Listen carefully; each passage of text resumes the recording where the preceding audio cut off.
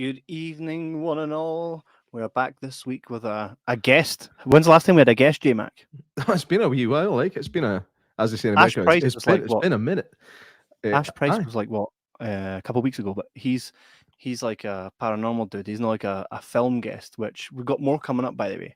And I was thinking, like, instantly I thought back to when we were interviewing Craig Fairbrass. So, disclaimer: J-Mac and I have not seen Dick Dynamite yet. And we will on the 16th, where you can also see it at Bathgate Cinema. Go and get tickets, www.bathgatecinema.co.uk. 19th. Did I say 16th? You did. It's been a long day, man. I can't even begin. But It's anyway, the get upside this. down 16th. Do you remember when Craig Fairbrass thought we had seen his film? And then he was like, yeah, what did you guys think of it? And we're like, we've not seen it yet. And he was just like, I fucking told him not to give me fucking podcasts if people had seen the fucking film. And we're like, and then I was just like, here, Craig, shut your fucking hole, right? Because see if you fucking didn't just stay on this podcast, I'll fucking leather you. He was like, no trouble, Mike, no trouble. And then I had to edit that part out. But That's exactly how it went down. We want to sit in a tall like this. Yeah, the worst part is you fucking leave it to me to just like break that silence, and I'm like, well, the whole purpose here is just to promote it, and then we saw the film after it. But we saved it. No, we did. We basically remember we had to tell them that they never sent us a screener, so it was their fault. So he forgave us. He forgave us. I deliberately don't want to see Dick Dynamite until the 19th, because I want to see it in its glory on the big screen, which you guys can too. So make sure you do come along. I'm going to play the trailer before we bring in Robbie Ste Davidson. Did you know, by the way, that Steed is actually the nephew of Ruth Davidson, the politician? I had no idea until I slagged her once in a group chat. Is that true? It's true as hell, man. True as hell. That's actually his auntie. Who'd have thought that sexy beast was his auntie? Just winding. So I'm going to go ahead and play the trailer for Dick Dynamite. Guys, if you haven't already, make sure you follow Dick Dynamite on all socials, Facebook, etc. Just type in Dick Dynamite 1994, the movie, and you'll get to see everything that's going on. It's everywhere. It's all around the world right now on all these different festivals, all these different cinemas. Do yourself a favor and go and see the star-studded Dick Dynamite. Dick Dynamite 1944, an action-packed extravaganza of guns, gore, and glory. It's got it all. Nazis, ninjas, zombies, girls, and gimps. Half a pound of dynamite with a quarter-inch fuse, with a body count bigger than Little Big Horn. Stern snars as Dick Dynamite. Featuring Irvin Welsh, Nicola Larry, Clive Russell, Noah Hathaway, and Dick Valentine as Commander Eagles Kearney, featuring members of Biohazard, The Exploit, Agnostic Front, Sleepered Minds, and many more. You'll explode when you see Dick Dynamite. Now let's start a war. Let's start a nuclear war. Ladies and gentlemen, Steed, Robbie Davidson, how's it going, my man? Hi, grand on this Sunday. Yeah, it's good to be in church this morning and to get some holy water. Well, hey, I've got some holy water right here, motherfucker. Got a couple comments here. Matthewman, the Matthew Man himself, says, "Evening, gents. Look what Matthewman got me the other day," which, by the way, kind of ties into Dick Dynamite because Noah Hathaway is in Dick Dynamite, which is for me phenomenal. I don't know if you guys can see that. I can see that. Never in the story coaster. Can I just say it looks like my name has shot him in the head? I know. Yeah. Yeah. I myself have commented in saying, "Hi, Dad. My son is totally using my YouTube." I just had to tell Harry to get off Battlefield to take the broadband. Sorry, Harry. Hi. And hi, Eva, if you're watching. Damnation Harry, 9. Craig Fairbrass. I've been shot again. I'm just thinking, what's his name? Yeah. I'm too sexy. You're thinking, Right Said Fred. Yeah. Oh, right, was he on that? So they made a film. Was he? Or am I getting mixed up with the brothers from Bros being in Blade and Hellboy? Ah.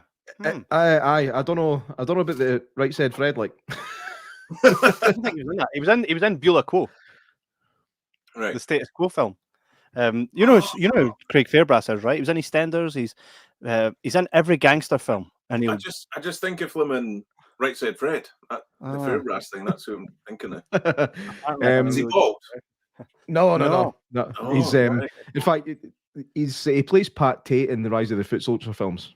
Aye, you'll not know his face. Like even if you don't know his name, you definitely know his face. He's somebody you wouldn't like to take a slap off. Which is why I was like, So what sort of accent has he got? Am I going to get a pasting from him? Oi, no, you think I'm Fleming in Right Said That's- Fred, do you? aye, that's him. Basically, every film that's like Football Factory, etc., all that, he's in all of Right. that. He was in Stallone, Cliffhanger. Cliffhanger. He's in Cliffhanger. He's the baddie. Do you like soccer? That's him. Oh, that guy. Aye. That guy, Aye, he's a big dude. Very good Sound actor as well, guy. by the way. he's very Very good actor. quite Um, intimidating. But we're not here to talk about him. So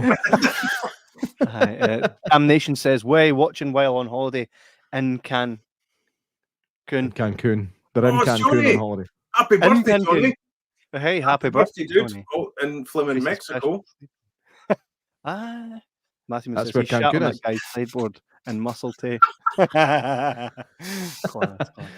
Right, so we're going to chat today about Dick Dynamite, which for you is your love child. It's the baby. Everybody, probably anybody that's ever thought to themselves, I'd love to make a film. I wonder what that's going to be like. Well, we're going to essentially pin you down and ask you what that's like, because in this episode here, you're the only one that's successfully written, directed, and released an actual feature.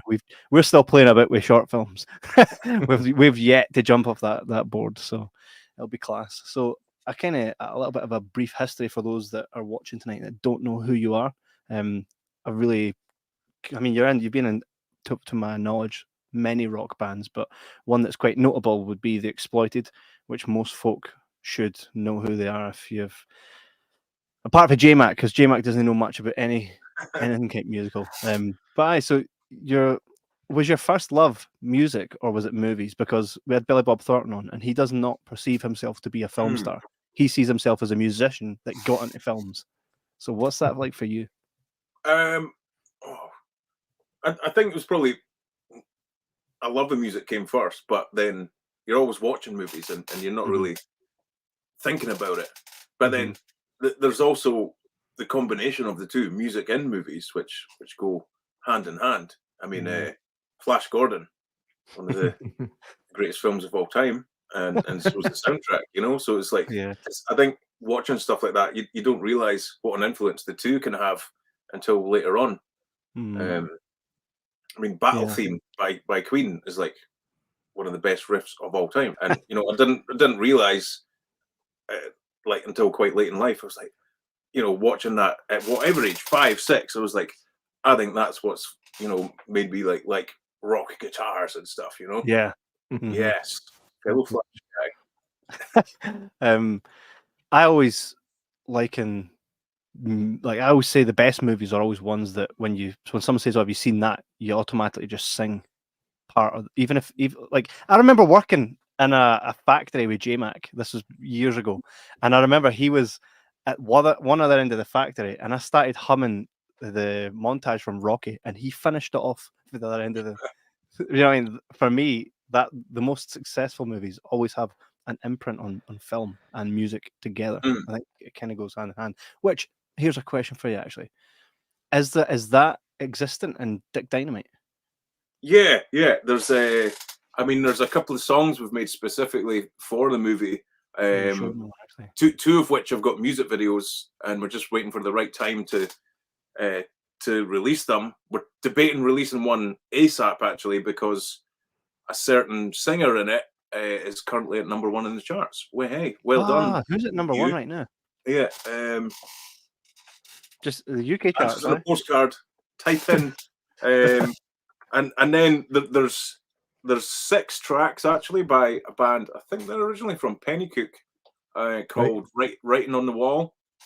They're like late 60s, early 70s, and like they toured with Sabbath and Deep Purple, but the mates of mine, Stevie and Bud, brothers that played in bands together with us. it's their dad. So like, I was like, dude, can I use some writing on the wall stuff for the movie? So there's like little snips of these their songs in the movie, you know, and flashbacks and stuff. So it gives that genuine retro feel, you know, like people are like, oh, that's totally like got a Tarantino vibe with the freeze frame and stuff. But I think it's because those bits of music are genuinely retro. It's so hard to try and replicate something to make it sound old, but genuinely old, you know. So yeah, there's them. There's a Norwegian band, country band, Death Barrel, Dutch band Tankzilla, but they also do Peter Pan Speed Rock. They've got the song in the trailer. Yeah, there's a bunch, and who knows? Maybe the whole soundtrack will get a vinyl release one day. That'd be pretty epic. I mean, I could actually set you up with people in HMV to kind of easy. Actually, was doing that for someone else quite recently.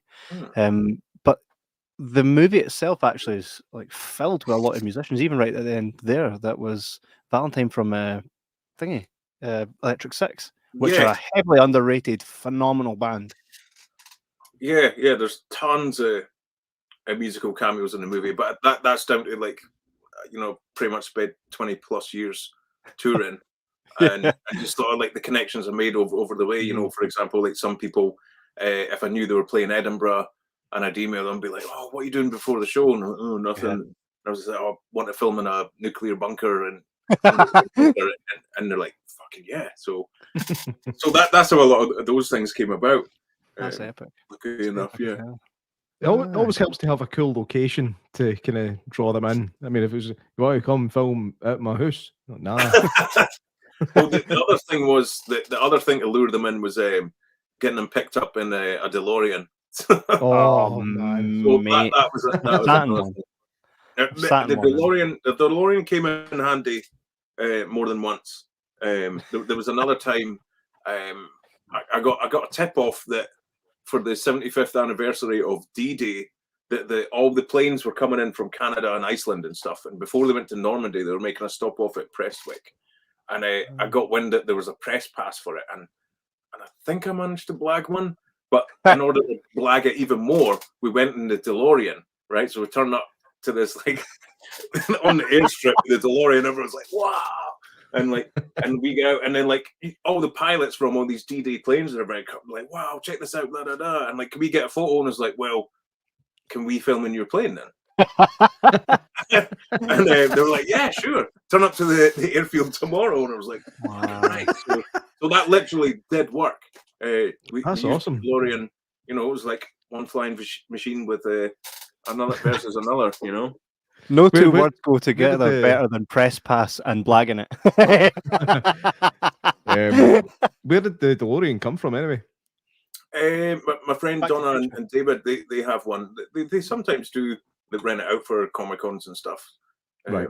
Yeah, and they're just, it was pretty local to me as well. So here in Fife. So yeah.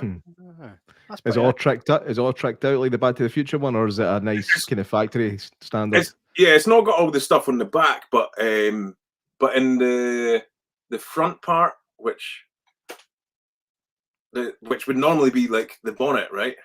They've got all like the hoverboard and things like that. Yeah. So they've got various props for people. Yeah, super cool. That's cool, man. That's class. So 20 years in the music industry, which seems like a dream to people like myself who grew up in bands and wishing that they could do that for a living. How hard was it for you to transition from being a musician to then deciding to kind of put your eggs in a basket and take a good stab at becoming a filmmaker? I've always kind of mixed the two. You know, like before I joined The Exploited, I was actually in film school and then left to go on tour. And then everything went digital anyway. You know, like when I left, everything was like videotape, shuttle jogs, and everything was a pain in the ass. And it all went digital anyway. So I started got my own digital camera and started messing around. And then eventually, after a court case, musical one, I had a 10-year gap year essentially, and went back to finish my film school thing, and then went freelance from them. So I was always like ducking in and out, doing a bit of both. And then like wrote Dick Dynamite for laughs, And then over the course of time, like I was making short films and horror films and all that. And then when our last one was called Rajland, and it was just like, it was pretty cool. It was like a guy getting hunted by homeless people, and sold out the Adam Smith Theatre. Wow. So I was like, right, this has got quite a bit of momentum behind it. So I was like, do we make the sequel? Not exactly a sequel, but the next sort of step. And then I was like, you know what? Why don't I just push the boat out and make the dream movie and try and make Dick Dynamite? You know, it was crazy ambitious, but here we are and did it, which is quite a miracle at times because there was a million challenges and yeah. What was your running down and everything? Just spontaneously, or Chavs, just the Kirkcaldy young team. The young team got it. Yeah. So, what was your budget like on it? I think I'm allowed to talk about it now, right? Because some people have told me not to disclose how much it actually cost because it cost so little that I would get people off. But I think I mean if you look it up, you can see it right there. You know, 10 grand. Which is, by the way, buttons. Hey. Yeah, I mean we ran out partway through filming, and then like after that, it was just like, okay, if people needing petrol or pizzas, I'm just like chipping for that and buy it, out of my own pocket. Because it did turn into a sort of club in a sense, like a hobby, that we're all meeting up on weekends and doing it, and it was just the best laugh ever, it was like, some people might have a badminton club or that, and with us we just running about with fake guns in the woods and chucking people about and pretending to blow them up and cover them in fake blood. It's brilliant. Nothing sounds more exciting. We share that. When we were doing our short film, there was those days, right? Who's getting lunch today, etc. It is that we do feel there's like a camaraderie around that. For you, what was like some of your biggest challenges when you were kind of on set, so leading up to the actual production of Dick Dynamite?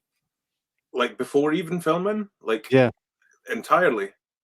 I guess the cast changed quite a lot before we started filming.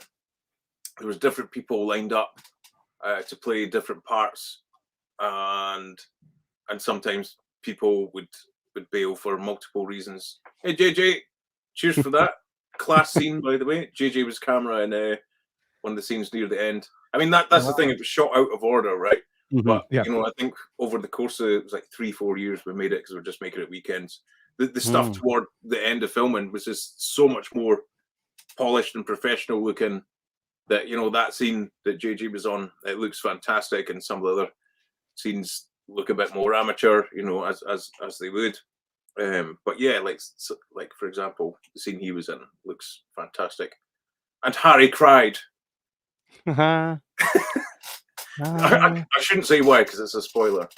No, Harry's my stepson. Nice. There's talking about Harry. If you're not playing Battlefield still, scream for me. Right, all right. Okay.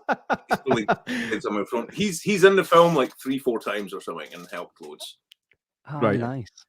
Yeah, no discrimination. I think that's what happens when a filmmaker puts something together. It's like you tend to already know some of the best people because you what a delay. I don't know if there's maybe is there a delay because he just screamed. Usually not a big one. So that's quite a delay. So he's definitely downloading something on that Xbox if that's the delay.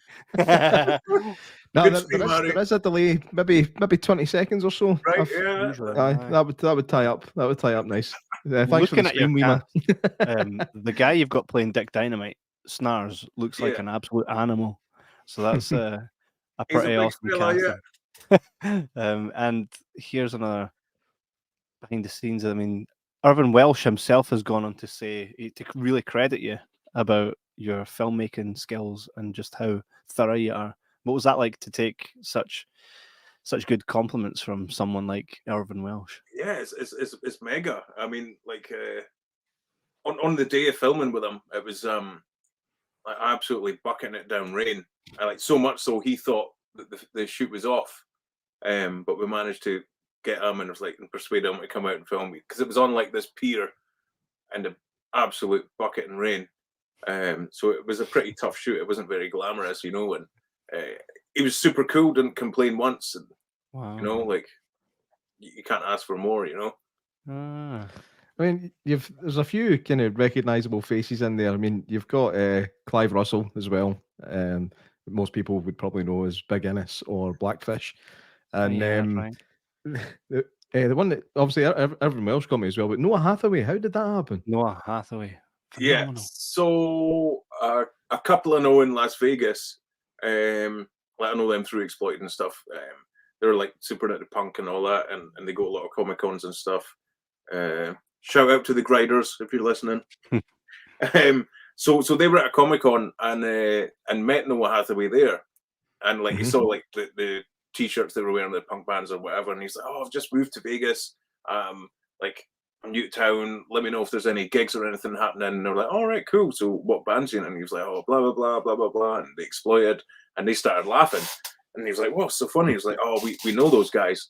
And then that was it. So like they were in touch with him about going to gigs and stuff. And then over the course of time, it was sort of like I was like, "Oh, ask him to be in my movie." And then we were in touch directly and chatting away about this, that, the other, and yeah, ended up in the movie. That's amazing. Like our dream is just to fucking talk to Noah Hathaway, and you got him in your film, and he's a fan of you. That's fucking awesome. That's awesome. Like we've talked about Never Ending Story at length several times. It's an absolute favorite for us. Yeah, and again, the soundtrack. It was hand in hand with the sound. Yeah, absolutely. I literally know every aspect of that. It's the opening sequence. You hear the and then here we go, man. I can see it in my head. Like, yes, here we go. Oh, another Exploited connection is, I think it's like Never Ending Story 3, maybe.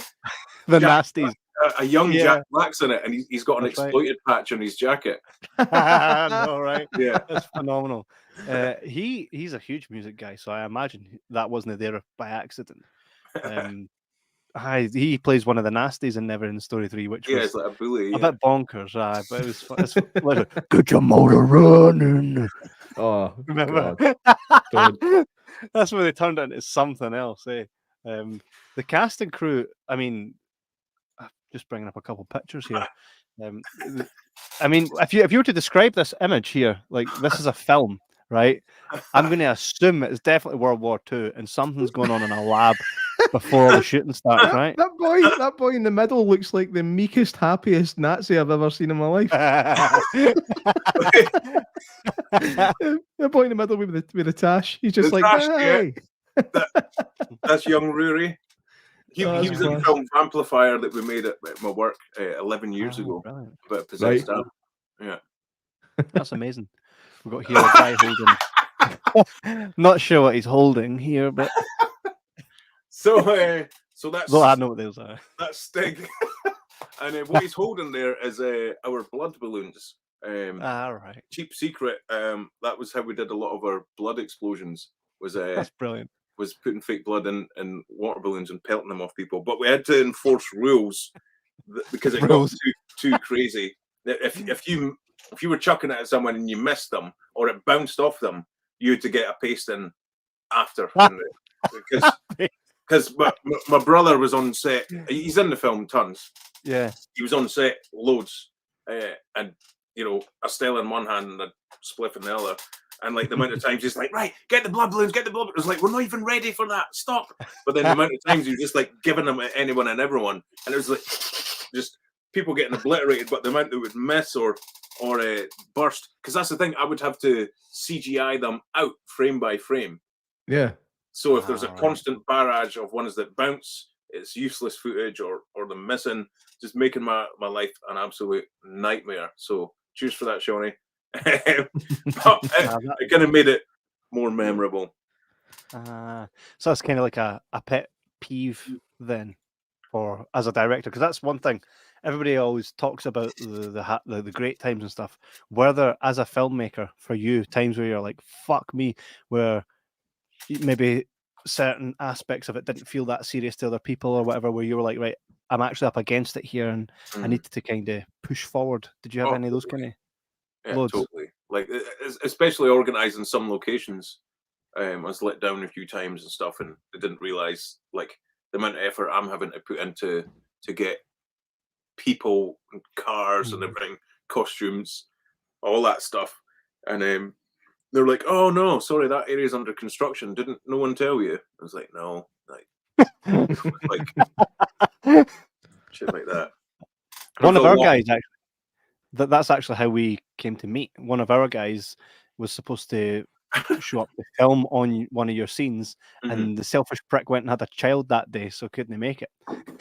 No, unbelievable! How selfish of you! What? Yeah, after saying, "I promise I won't let you down. I'll definitely be there." I mean, I And phoned. I was like, "If the war's not broke, get there." Even I'm if it sending is, we'll Craig use it. Fairbrass and Right Said Fred after you, all right? You know, Matthewman's now going to turn that into a graphic. Which, by the way, his new which is how we poster. came to be. No, hey, how good is that guy? We that's how Matthewman and I came to be, and us. He tuned in to watch the Samurai Cop episode, and then tuned in for the next week's one, which was Matt Hannon on the show, Caritas.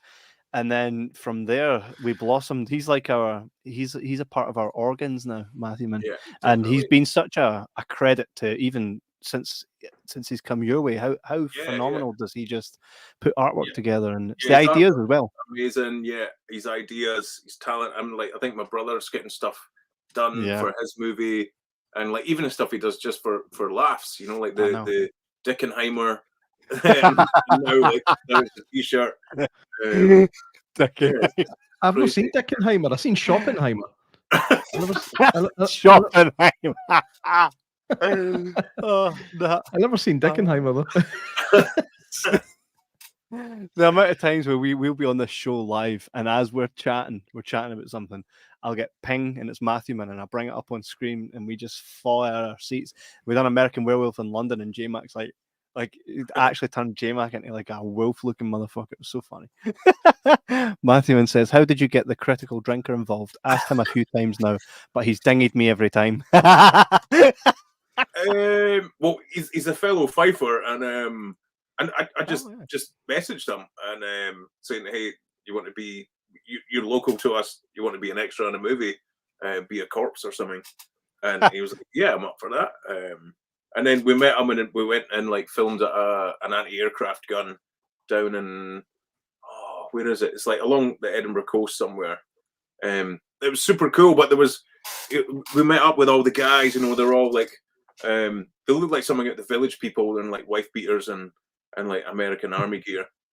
But there was this World War II Jeep driving about, and I was a bit late. And by the time I got there, everyone was like, "Oh, is the Jeep not yours?" And I was like, "No." And I was like, "Why didn't you stop the Jeep to be like, oh, by the way, do you want to be in this World War II film?" I was like, "Oh, we thought you'd arranged it and it was already there." Like, so all these things are production values, you know. It was like just a short clip in the movie that's somebody's flashback story, and we just thought, what an image, you know, on these cliffs and this huge anti-aircraft gun.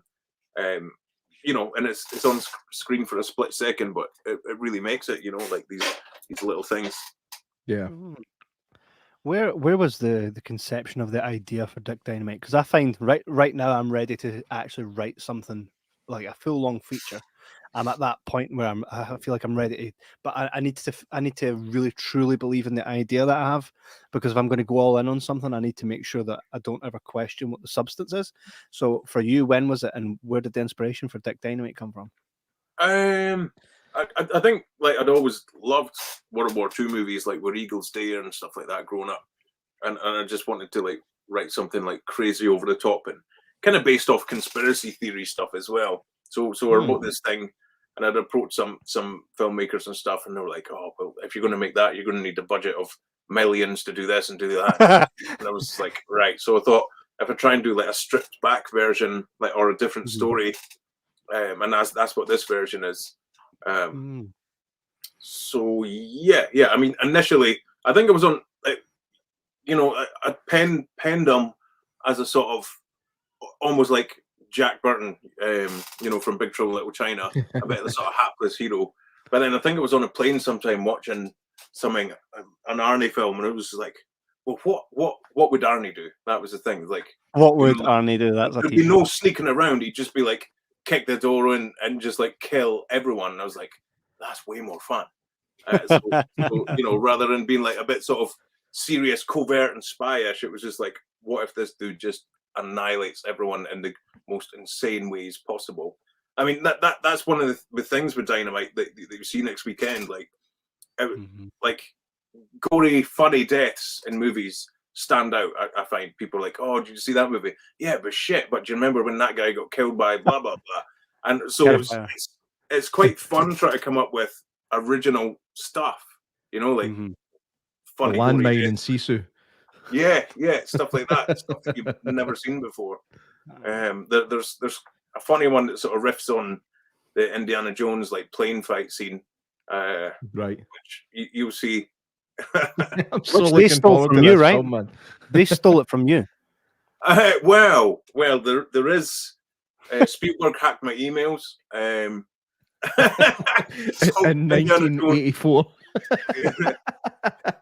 No, the new Indiana Jones, there was a couple of issues, and we're having to change some. The next Dynamite, we're having to change some stuff because of Indiana Jones. So I don't blame Spielberg. I like him. It was Kathleen Kennedy's fault. Everything's Kathleen Kennedy's fault. Yeah. So I like to just hack my emails. I would like to say something. Yeah. See, everybody shits on her so badly, right? And I'm like, wait a motherfucking minute. Her greatest hits much outweigh her greatest flops. So I'm like, I'm team Kathy. Purely because she's given us so many great things. But when Marvel goes tits up because it's all tired and that, everybody it's like they fight. They're like, all we know is Kathleen Kennedy's name, so we're just going to direct hate towards that woman. I think she's done a phenomenal job in a lot of the stuff that she's done. It's just unfair that where Disney had headed now, that it kind of all gets lamped on her because of how far up the tree she is. But perks to Kathleen Kennedy. I don't know if you all share that with me, but. Well, it's her and Disney that want to buy the rights to make the reboot in 2 weeks' time, starring Lizzo as Dick Dynamite. Mate, that'd be fucking class. And to be honest, getting Lizzo for Dick Dynamite, who wouldn't be tough right now? By the way, Dick Dynamite just come out. It's going to reboot next week by Disney, and the person playing Dick Dynamite is. Lizzo. That would be fucking. I didn't even know what Lizzo was. A lizard. I thought it was a lizard. I didn't until that episode of Mandalorian. That was the one with Jack Black. That was the last one I watched. I refused to watch. It for some reason. I don't know why. Horrendous. Like I was like, this isn't Star Wars. I'm a it's huge fan of Star Wars. And more so Mandalorian. I really loved Mandalorian. I thought it was the closest thing that I loved that was closest to Star Wars. And for some reason, I've just not touched Series 3. I thought at the end of Series 2, left it kind of where I needed it. And then I heard reviews. Yeah, we stopped after that episode with Jack Black and Lizzo because it was just absolutely cheesy and horrendous. Lizzo? Where did Lizzo even come from? I mean... A really big hole. Oh, we're getting banned again, mate. So I'm gonna ask a couple of questions relating to your love, or I don't know love, but your infatuation with World War II. Would that be a fair infatuation now? Yeah. So, like, was that like for me? Like, what really fascinates me? Certain things like conspiracy theories, music. The Titanic disaster, that like I could make a film with that if it hadn't already been done and explore a couple of Titanic sunk. Eh? It wasn't. Well, I looked itself. right into that, and I think it was. I don't think it was the sister ship. Insurance the scam, yeah, and the sister ship. Well, by the way, the Federal Reserve, straight after the Titanic went down, all the people that were opposed to the Federal Reserve were on the motherfucking Titanic. That's a bit funky, innit? And the minute it went down, the Federal Reserve comes into action, and we're all skint as fuck now. I'd have been suspicious as fuck if I knew they were against me and they walk in and go, "Here, mate, you've won a cruise." Bash on. I literally built this, and I don't build anything. I actually love the Titanic, right? But my question to you is, what kind of source material got you right into World War II? And I'm not a big World War guy. I think there's a certain few films there that I'm like, here, this makes me want to care about looking at that a bit more. Did you shit, J-Mac? No, I put it in a USB stick. Oh, okay, same sound. But there is there's a game that I used to play called Medal of Honor Allied Assault, and that it had me watching Saving Private Ryan and going, that's Medal of Honor, right? Because Omaha Beach now, it's for me. That's kind of, if I was to do anything World War II related, it would be set on Omaha Beach purely because I feel like I know it. What was all your source? What got you? I mean, like I said, as a kid, like watching stuff like Dirty Dozen, Where Eagles Dare, Kelly's Heroes, another one that I absolutely loved. And then, it seemed like there wasn't any in the 90s, really, was there? Apart Private Ryan right at the end, in the 80s, you got quite a few. But then it just seemed to dry out and stop. Vietnam and Gulf War films kind of took over for a while. Yeah. Forrest Gump. Yeah. So yeah, just liking them as a kid, and then sort of, well, even over the course of filming, it's just like there's been reenactment people involved and stuff, and they've been like, oh well, they wouldn't be wearing those kind of laces with this kind of tunic and things like that, and I was like, come on, it's a film, and but that stuff has kind of seeped into my mind a little over the course of it, and now I like know these things. Oh, well, you can't wear this with that, and so I have become more of a stickler about that sort of stuff. Even like, but then you've got zombies and stuff like that in it, which you obviously didn't have back in the day. So yeah, like, hey, his shoelaces are wrong, but the zombies fucking right. You've got the wrong laces and those boots. And by the way, normally they stay deed. So I don't know what the fuck's going on here. Mike Christie says, apparently Lizzo came from Detroit, Michigan, so Black Hole seems about right. Oh, Mike, you're banned. Not from us. You just got us banned, which in turn bans you. I've been to Detroit, actually. Well, that's one thing. When I listened to the podcast that you were on recently, which was good for me, by the way, because it covered all your music stuff, right? Which I would have asked you, but now I don't really need to because I already know, right? But you've been everywhere, man, right? You literally have been so many countries, so you're really well traveled, so you'll have an understanding of different cultures. Yes, you could say that. Compared to us, I try to work out places that I haven't been. China.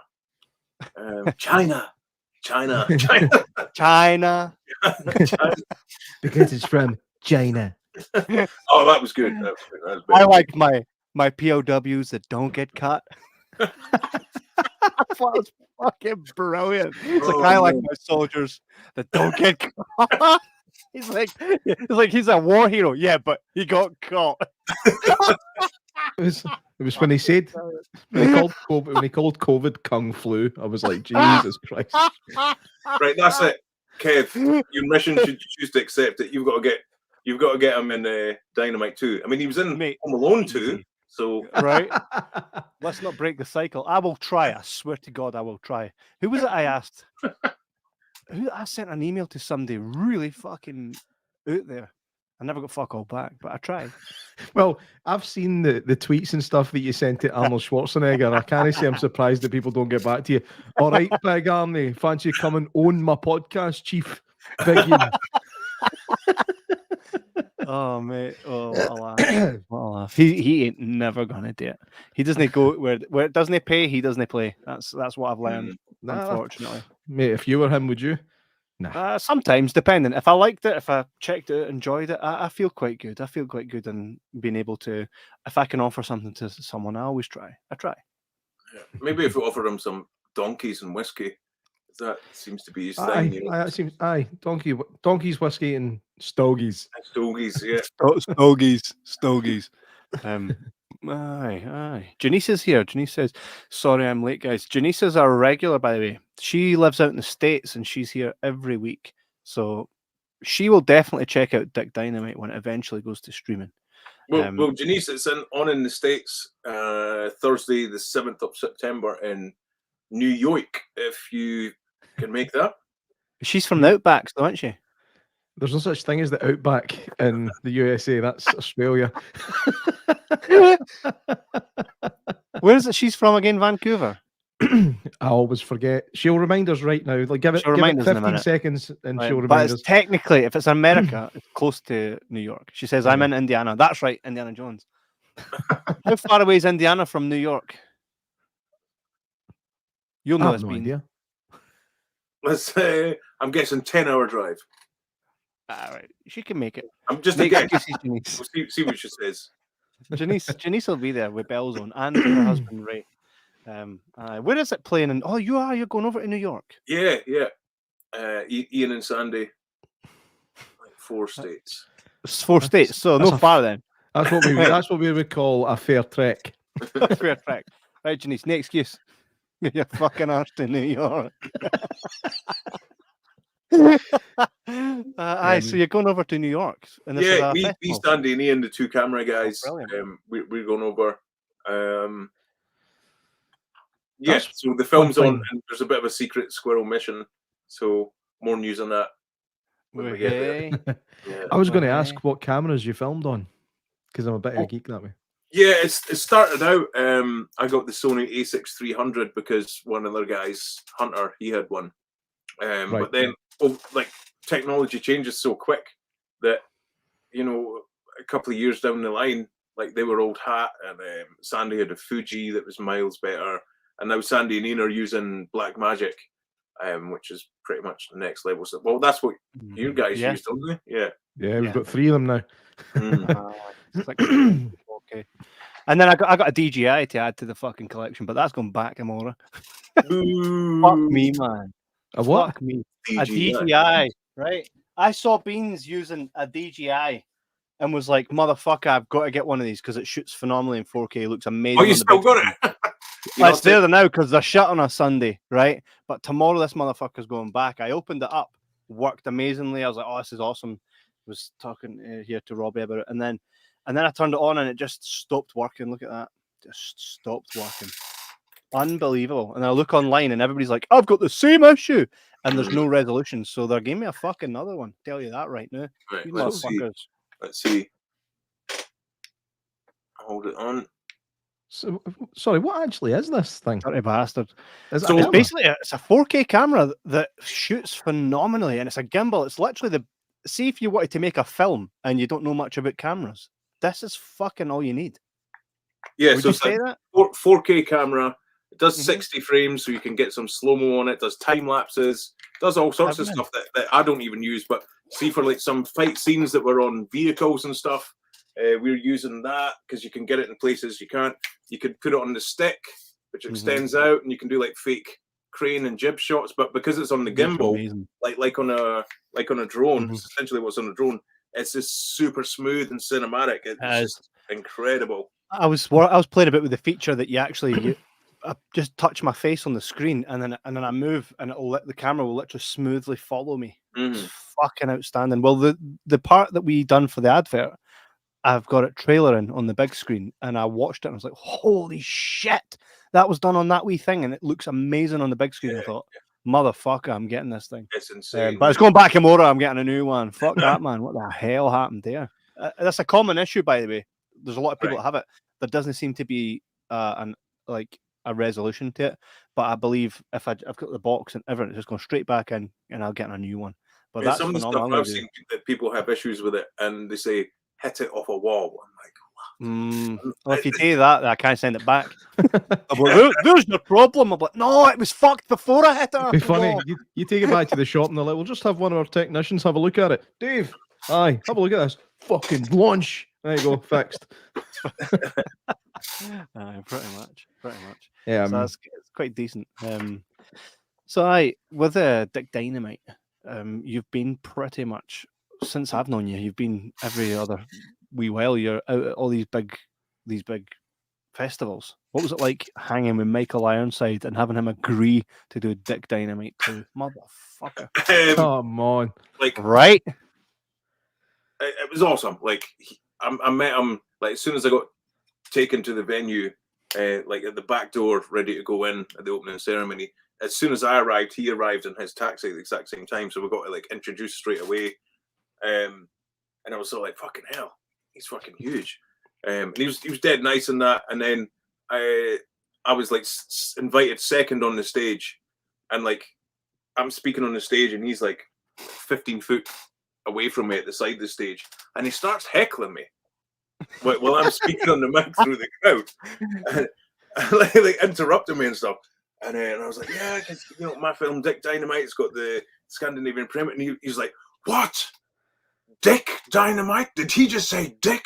And I was like, and I was just like, I just had to roll with it. I was like, that's correct, Michael. And I was hoping you could join me in being in the sequel. And he's like, you mean Double Dick Dynamite? I was like, oh my God. Double D there, mate. That's a steelbook, Double D edition. He totally. I was like, this guy totally gets it, you know, like because as much as a bad guy on screen as he is, and like super stern and stuff, like he's a funny fucker, in a really sort of, like really dry way, you know. Always loved that guy. Like he's phenomenal. I love the fact that every movie that was shown at the festival, you know, that was like he was a special guest, so they showed tons of his films, and every film he done a big talk after it. And his stories were absolutely incredible, and some of them were super personal that he couldn't go into. And like right after it, he just come up to me and he was just like grab me over the shoulder and tell me all this stuff. Like, and I'm like, this is insane stuff. Like about film stars that you know that our assholes. Oh, we hear about them all the time, man.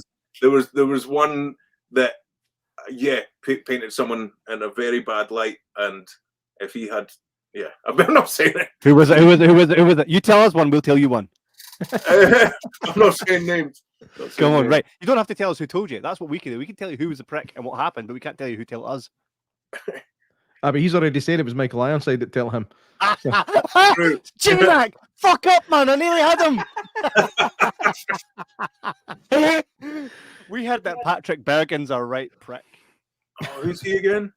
The bad guy in Sleeping with the Enemy. The one that beat the shit out of Julia Roberts. Wait a minute.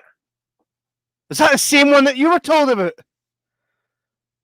He's like, he's in Dick Dynamite. No, but I think there's a weird connection there, but like... Yeah. No way, no. Spell it. It was Kathleen Kennedy. and Lizzo. Fuck off.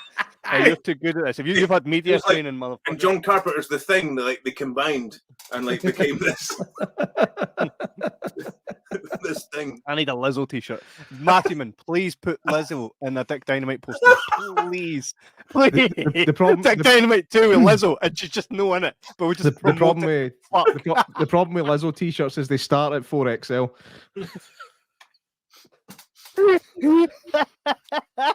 Mate, oh man, mate, I think. Do you know how sometimes Deadpool's really good at it? Marketing campaign where it's just they go bonkers. I think you should absolutely for Dick Dynamite 2 have it be that Lizzo is in it, right? She's all the fucking marketing, but she's just no in the film. That'd be hilarious. That'd be fucking. well, the missus joked that you know all these Barbie stalls, you know, like the fake toy box that everyone's getting in. Genius marketing plan. She said, "Oh, I should get a Dick Dynamite one." You know, like an action figure for people to pose in, which is a brilliant idea. But it's like, how the fudge do I make that? My sister made the Barbie one for our cinema. Yeah. If someone watching this can provide us with another big fuck off cardboard box, I'm sure my sister would be happy to make one. That'd be pretty cool. That would be epic. Matthewman, remember how I says to you that while we're on the show, stuff that we say, he photoshops and sends in. Here we go, motherfuckers.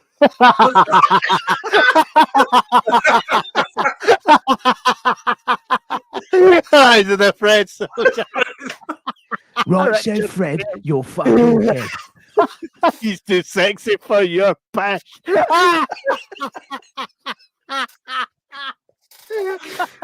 He's too sexy for your pish.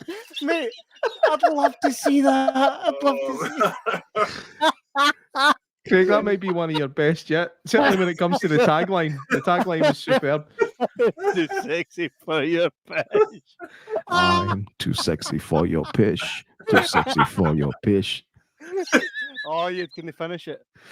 So, No, I go so sexy for your pish. Chew on this.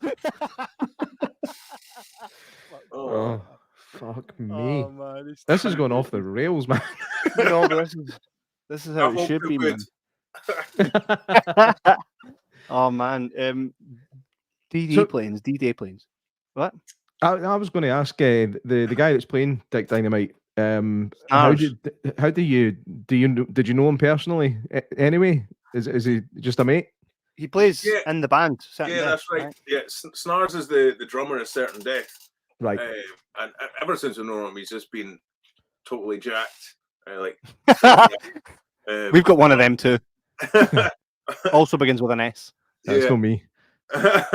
And like even an early music video, he wore this sort of Running Man style costume, and like in an Arnie accent. So there was always just stuff like that. And then it was sort of like when I'd done this sort of reboot of Dick Dynamite, like Arnie style, just killing everyone. It was just like Snars. That's him.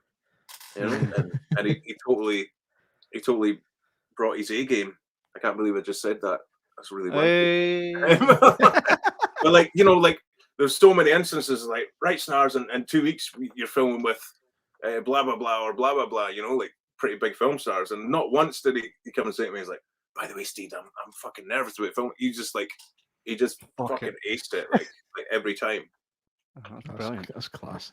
Do you know, when you find the right person for your project, that's well, I feel there's a lot of parallels here because I do exactly what you do. I have, for every guy you have in your team, I have a guy also, right? So it's like they're very parallel. And when I got the script from John Rooney for A Good Night's Sleep, I read it and went, J-Mac would be fucking perfect for this role.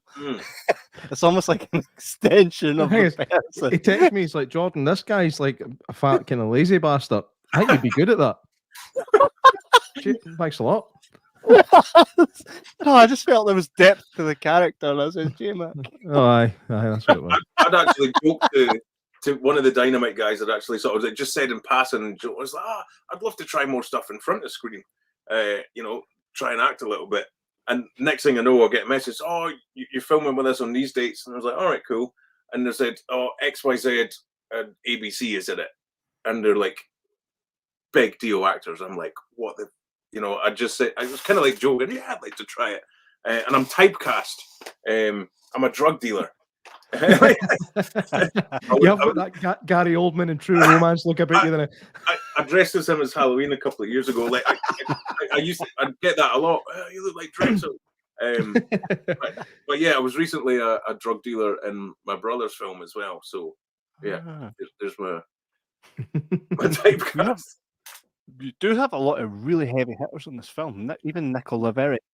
Nick Oliveri. He was the bassist, right, for Queens of the Stone Age. Queens of the Stone Age, yeah. So we had him and Black Dahlia from they were on tour with Dwarves. They didn't wear underwear, we noticed, when they got changed into the costumes. Certain type of folk. I don't know if it's just an American thing. It's like, guys, these are rentals. What the fuck?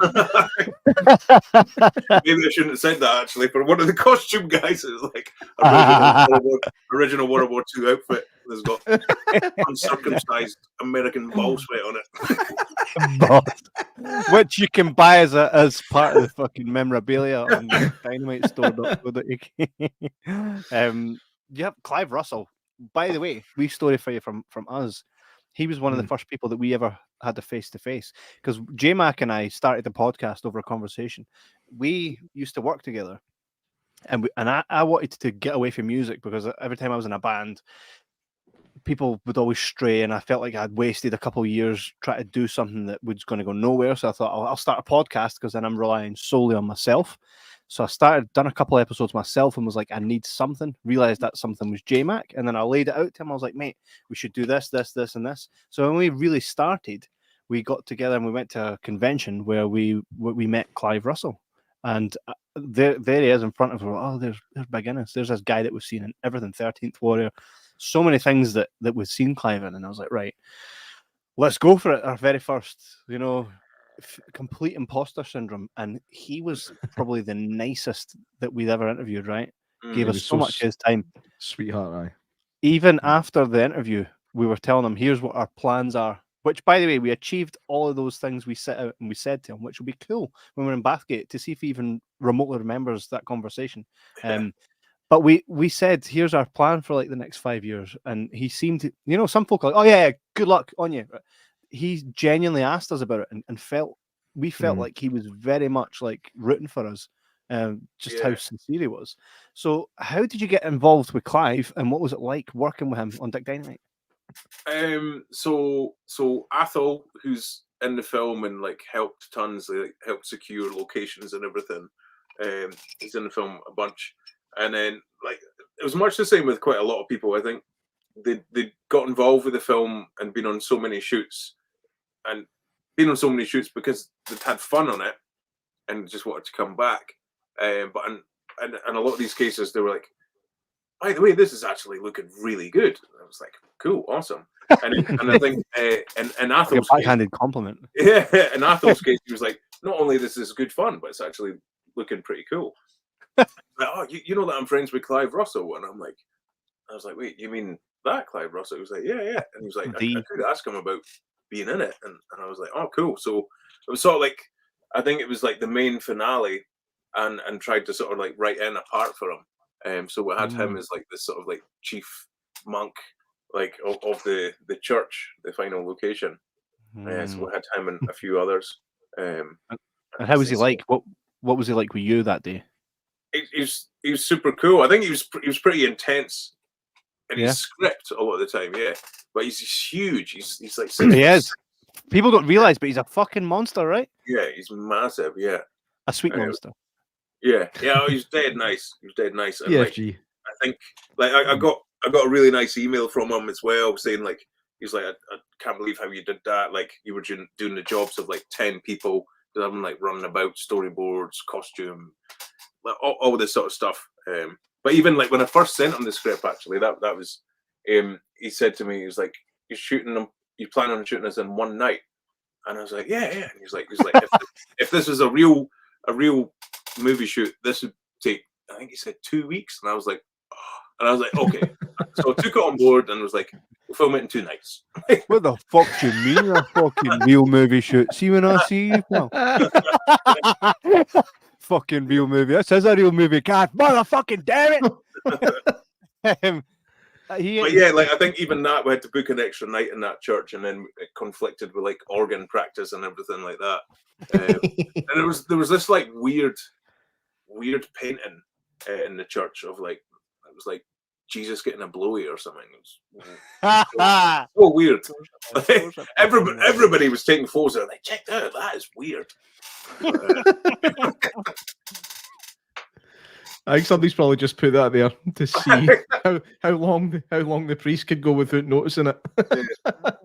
So Clive do it as a favour then, or was he kind of through the role? Yeah, I think like I'd met him previous to that as well, actually, because before I'd asked him to come into the film, like I do a sort of like film kind of workshop thing for kids from like disadvantaged areas and stuff like that.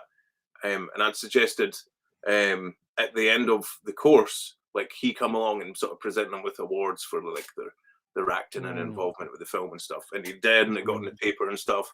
So that was super cool. He was like you said, like I think just how genuinely nice he is you know, and he does care about this sort of stuff. As far as I know, he's like opened galas and stuff through this way. Yeah. He just seems like a total gentleman.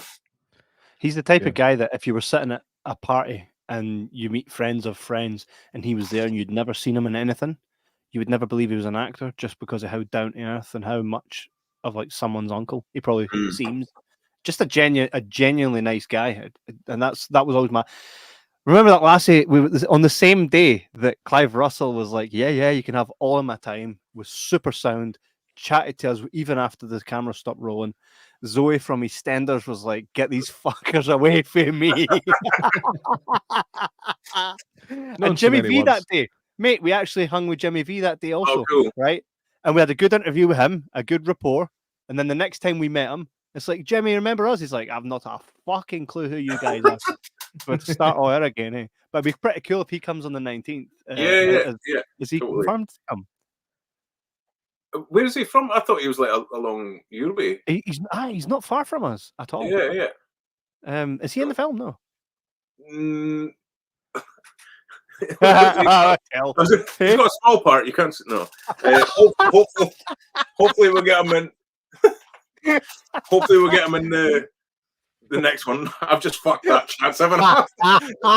Not a chance. Emma is my middle person for Jimmy. So Emma, if you're watching, let me know if you think this is funny or not, or if you want. Jimmy was really sound. He was in Rocket Man. He was I mind saying him. Like last time we spoke to him, I was like, "Oh man, it's motherfucking R2D2." So what you been up to since we last saw you? He's like, I'm in Rocket Man. I'm like, all right, the Elton John film. And I watched the Elton John film, and he's there for like a ball area a second. Is he? I don't know why they needed a wee dude to play the part that he played. I felt like if you're going to get Jimmy V, you're getting Jimmy V for his characteristics and everything about it. So the part should be about that rather than just the. I think he was box ticked on that one, but he was totally. I kind of wish I did have him in the film. And like there was a scene in particular, was a nightmare sequence, which is a bit shit for me because like it was like the end of COVID and loads of us just got fucked up in the woods and like set stuff on fire, and like people were like, oh, that's the most amazing scene in the film, and I was just like, we just got wasted in the woods and set stuff on fire. Like whereas there's scenes where we choreographed the shit of gunfights, fist fights, and all that stuff. Yeah, that's the best bit. It's like, come on. But you know, we got Harry just in like a pig mask and stuff, like because he's like child size and things like that. So, do you think maybe the reason people say that that's and I'm speaking purely having not seen the scene, right? But do you think maybe people resonate with that scene more so because getting fucked up in the woods, right, and setting fire to shit, there's a proper brotherhood in that shit, and there's something really real and relatable. Do you think maybe that's why? Yeah, it doesn't quite come across as that on screen. It's like a weird sort of trippy scene. But you know, it's got this sort of like slow country song over it, and it's like super trippy. But in reality, you know, we just had like metal tunes blaring. And like I said, it was like tail end of COVID and stuff, and it was just like loads of us got together. At one point, I just had this release. I literally put my camera on the ground and just started like moshing like crazy to the tunes. Oh man! Loud, like by the fire, drinking beer. It was just like, you know, you've not been around people and stuff for so long, and it was just like this sort of release, being like, thank fuck we're not in lockdown anymore. You know. By the way, J-Mac and I had an experience like that pre-lockdown, by the way. Get this right. Good couple of friends. We all got tomahawks, start fucking throwing them at the trees, brought the Bluetooth speaker, plenty of booze, couple of tents, roaring fire. This motherfucker went to his bed at 8 o'clock, man. He went in, he's like, right, guys, where's my slippers? He put the fucking house coat on and went straight into his tent. I was that fucked, right, that I went to sleep when it was light. When I woke up, all my mates were like, Kev, you've aged 40 years, mate. I'm like, and I had to stay up that fucking day. Motherfucker, shame. That was with the nightmare scene, actually. It was like, it was surreal as anything. People that were like there that were teetotal and stuff were like, I feel like I'm on drugs. You know, it was just such a surreal scene. And like, but the Colin that plays Hitler, he was late and couldn't find the place. But like the kids we had playing pigs and stuff. That sounds weird. Like we were like, all right, Hitler's en route, you know, and stuff like that. And they were jumping about going, yay, Hitler's coming. And it was like, this is so unreal. So Hitler is in the film. So Hitler, Hitler, I saw in the trailer. In my opinion, he is the most screen accurate Hitler ever. You've got Mr. Bronson from Grange Hill, who's played Hitler a bunch, and Indiana Jones, the guy in Downfall, the guy in Glorious Bastards. They've not got shit on Colin.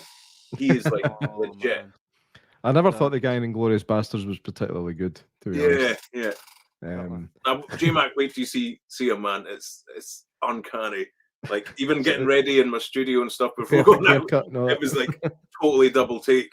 And like one of the main scenes is in he's like escapes on a boat, and like we shot that in West Weems, and pretty much like the whole village came out, and they're like on the edge of the pier, being like, "What is this? Hitler's out in our oceans."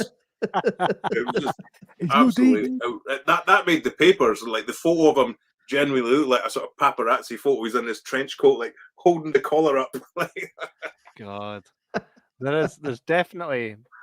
I mean, Dick Dynamite is sprawled with characters. We can see here there's Watty from The Exploited. That's right. And the fella that looks like Flea in the middle, who's he? Funnily enough, he is a bass player, and there's photos of him jamming with Flea. No way. Yeah. So that's Harley Flanagan from the Cro-Mags from New York, Nice. and he's one of the most craziest live wire individuals I've ever met. Guys, so I'm just going to duck out for 2 seconds. Right, my baby's crying. I'll just be 2 seconds. I thought that was me here. But we blue screened Harley in right there where we're stood.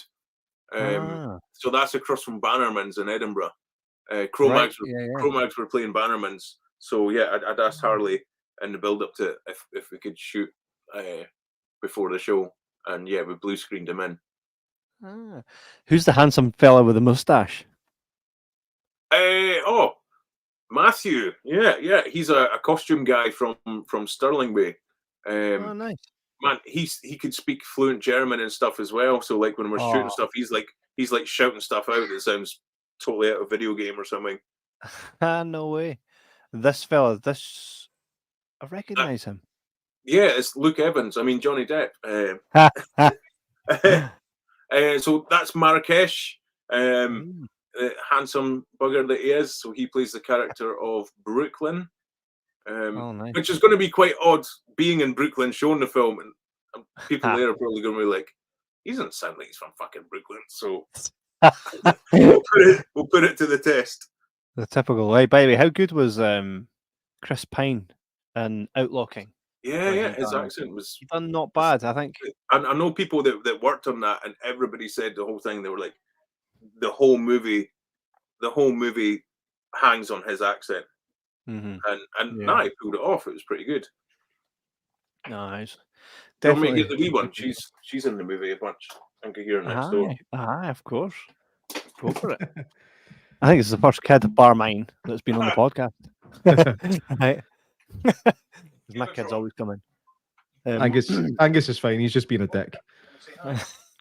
Typical, man. Fucking just give him a good left and right. I think it's annoying because he was asleep, and then I had to shout at Murray for being a dick, and that then woke him up, and he's not been back to sleep since.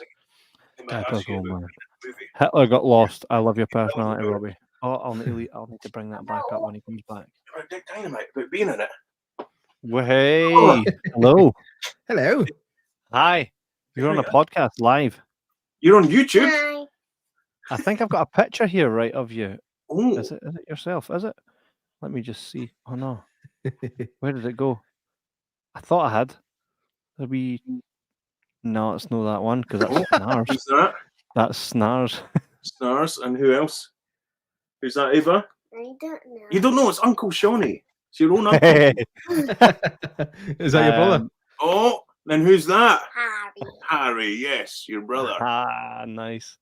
Next to Big Urban Welsh. Is That that a picture stunt could, double that picture could get him into trouble at school, like. I think so. Get him some perks in drama class. He could teach a few folk a few things. What's it like for you, Eva, being on set? What was it like filming with Dad? When you filmed with Keir and Georgia? When you were making the film. Yeah. Do you know Was it- what's going to happen? Was it a rubbish time? Good. Oh, it was good. Oh, it was good. It was good. Yeah. Ava's going to go on to have a huge Hollywood career, and Yeah. she'll look back on this like Adam Sandler did on Overboard. Remember that film? Is it Overboard? Which is a class film, but it's something that gets lost in his. Oh no, it is not a class film. Mm. You don't think so? No, it's horrifically bad. It's weird. Why is Some Adam Sandler stuff's good, some it's horrendous. I This- find the horrendous stuff Hey. seems to be the stuff towards the end of his career. Mate, look it up on IMDb and look at its score. It is Mate, far from a good film. If we No. go from No. Just look at it. Just look at it. no, I think, well, Daddy's got to answer the questions, okay? Is there anything else you want to say about the film before you go and put your head Janice back says on? hi. What happens in Daddy's film? Spoilers. Is there zombies in it? No, there is. She's like, she's been media trained. She's given She nothing away. Sabotaged your interview. Nothing away. She's the most professional one on this show tonight. Okay, right. Dad better go on it and speak to these fine gentlemen, okay, about the movie. Fine, All right. gentlemen. First I've been You want to given say that away. bye, YouTube? Thanks. Like, speak like Sophie. No, because you're on YouTube. She Yeah, watches this you're everywhere. really annoying YouTuber called Sophie. Hi, Yeah. YouTubers. I'm Sophie I'm go- for Cherry Pop Productions. Is that I'm what going she- to London in like a week or two, and my son's given me a picture of a YouTuber that's from London and told me to look Right. out for him. Like, I'll find him in London. Well, I it cannot be worse than Sophie from Cherry Pop Productions. It works. don't think I've checked. Bye, it, so- Eva. Right, you say Bye, bye. Eva. It's nice to Well, meet can we you. say bye to everybody who's I'll watching? see you on the 19th, Eva, right? We'll do a proper Q&A. Bye, Eva. Bye. Ah, she's full of beans now. It's funny 'cause Joe, it's get out. I didn't even mean that.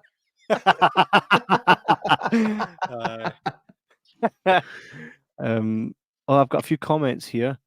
Ask about Lefty's stunt cock. Stunt cock. What's a Drexel? And Janice says, "I love your personality, Robbie." Ooh, hey. Janice, you must see Dick Dynamite. Maybe you could send Janice a screener because she won't be able to make it to Bathgate, and Okay. unlikely she'll get to New York. But then again, I'm right in thinking that pretty soon it may be available worldwide.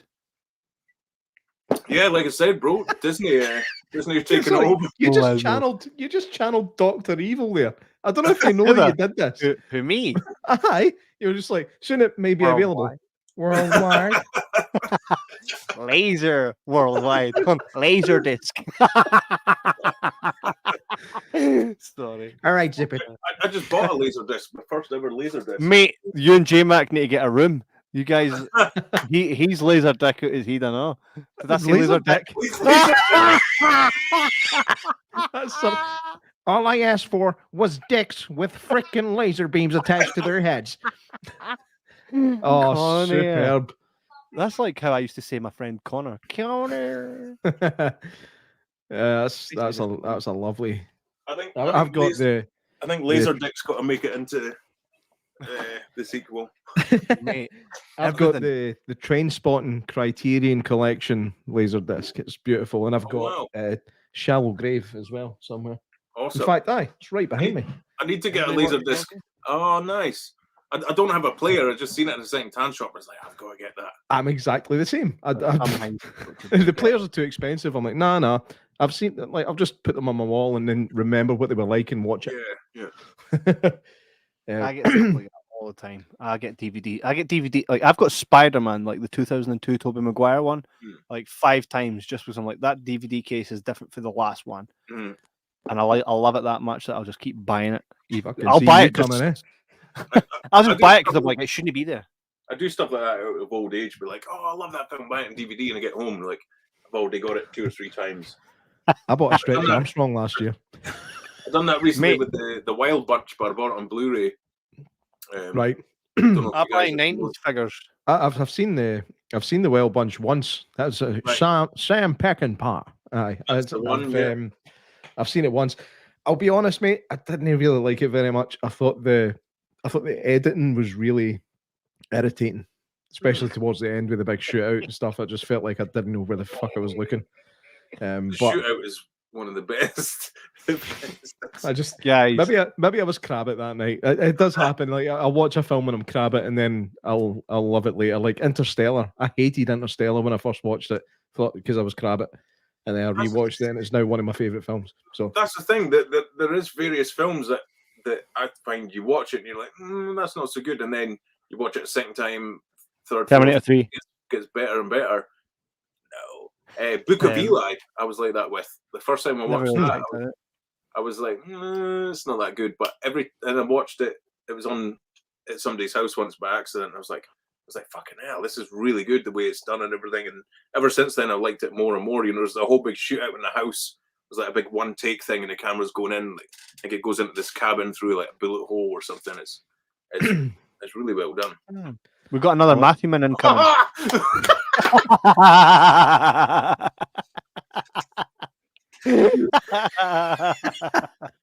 Oh my days! I remember don't even know that what a film. Lizzo was, man. Like my mate had the poster from that he got from the video shop in like 1989. I've never actually seen it. I've never even heard of that one. No, it's John Candy, Armed and Dangerous. Oh think no, I that- have heard of that. Did I get was it right? actually I was going Fat and Dangerous. I've never heard of that. Let me know if it was right, Matthew Min. I recall that, so I believe you were correct. Matthew Man's such a gift to the world. Heather says, "Love Book of Eli, mate." Hey Heather, Yeah. Hey. again, blast for the past. Heather, I'm not sitting here for ages. you need to connect with Heather, Beans. I'll tell you that. Matthew Man says John Candy was my childhood fucking legend. He was Uncle Buck. He was in everything that was class. Yeah. Unfortunately, he's pan-breed now, so game here. Yeah. Here's a question for you, Beans, based on the so we've made a short film, right? And as people that this was our first real big project, and Heather, by the way, who just popped up there in the comments, she was a big part of that also. When we made our film, and then we watched it for the first time, a couple drafts, and then to where its final form is now, I still watch it and go, there's a few things I would change in it, right? But on the whole, I think everybody done phenomenal. I think it is basically as good as it can be personally, but I think I'll be like this with everything. I always think to myself, I could have done a wee bit better here, and here. Where do you sit on Dick Dynamite when you watch it? Do you feel like, so here's a question for you, right? So if Michael Ironside and all the people that you love, right, and all the people that you admire are sitting in a room and you're about to show your movie, do you leave that room when you hit the play button going, they're going to fucking love this? Or are you very much like, fuck, where are you at on that? Oh man, there's tons. Everything. Like I think next time I watch it, I need to write down all the stuff that needs a final change. You know, there's been various changes along the way. You know, there is a lot of things like removing like wind turbines in the background and things like that. Because it does, like, yeah, as hokey and fun as the movie is, seeing stuff like that will just totally remove you from the situation. You know. But yeah, there's stuff in it that needs to go or be changed. I think your boy's back in the But you computer. know, like, when does it stop? Am I going to go full on? Oh, Has he actually gone? Oh, he's froze. Hey, that's a quite funny picture that he's froze on. It's Mac and me. He's froze. Speaking of Mac and me, next week.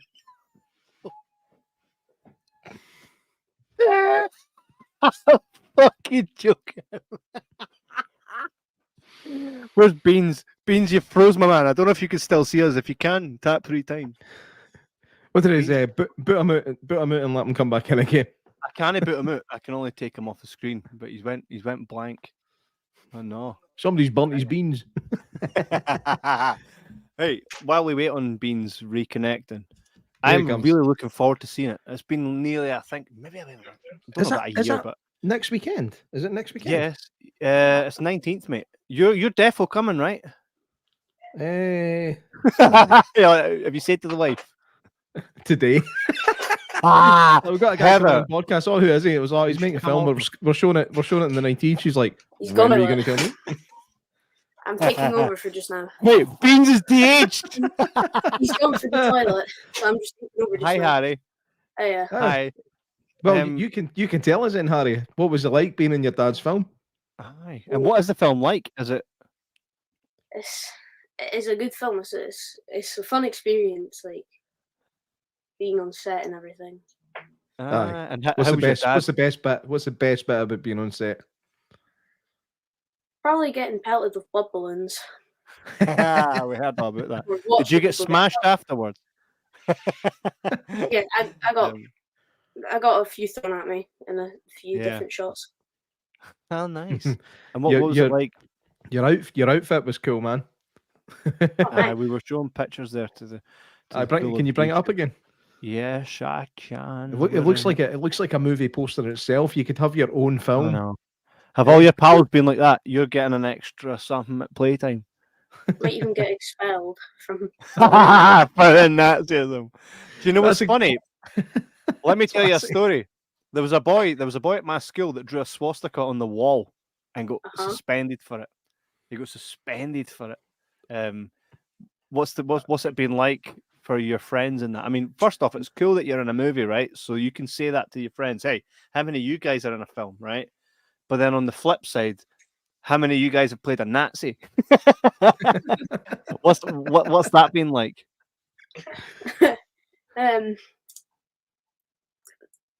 Quite a lot of them don't even believe me that I'm in. Right. The film. My child went through that as well. Like, I have to show them all the trailers and stuff on YouTube to prove that I am actually in it. Yeah. Are you a wee celebrity at the school now? No, not really. No. When it's on Disney Plus with the Lizzo reboot. Trained, man. That's phenomenal. By the way, one thing you can tell your friends and anybody, right, that's going to get you instant street cred. Mate, you've worked with Irvin Welsh, Noah Hathaway, you've worked with Clive Russell, Nick Oliveri, Beans Goldblum, right? You have worked with some heavy hitters. There are actors in the acting world that have been in TV that cannot say that, and you can. Now you've been on a podcast as well. You've been on a YouTube show. Right, an award-winning podcast that's never won a single award yet. Wow. He was in the scene with Clive Russell. Yeah, I was in the church scene with him. How tall is he, by the way? How tall is he? Huge. Massive. Right. That's what, by the way, do you know how many people would love to say they've worked with Clive Russell? We have. We can say it because we've met Clive before. But that's a lot. Like, you should wear that with pride. Is acting something that you see yourself doing in the future? Probably. Well, you're in good hands, mate. Stick with your dad there. Tell them how many different people you were in the film. What all was I in the film? I was Zombie, Hitler Youth. Zombie 3. Zombie Hitler Youth. Hitler Youth. You played young Hitler. That's phenomenal. No. That's phenomenal. Hitler Youth. What's so Hitler young? Youth? A Hitler Youth isn't the young Hitler, man. Disney Plus featuring Lizzo. Hitler's more. Alex Stifler's mum.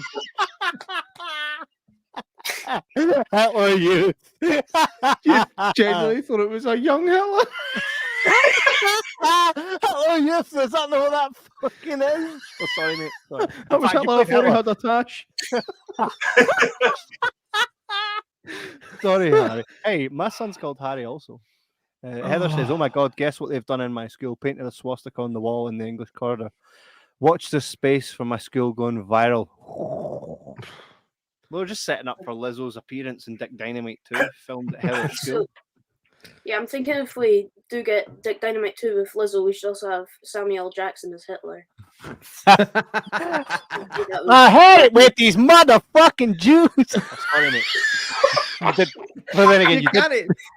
I'm done, man. The worst Podcast part is over. the worst part is motherfucker wasn't the worst thing I said there. Sorry, Harry. But to be fair, you did Jesus. play Hitler Youth. You be I did used play to more, Hitler right? Right. So, like, aye, Does he sorry. look like a Jew?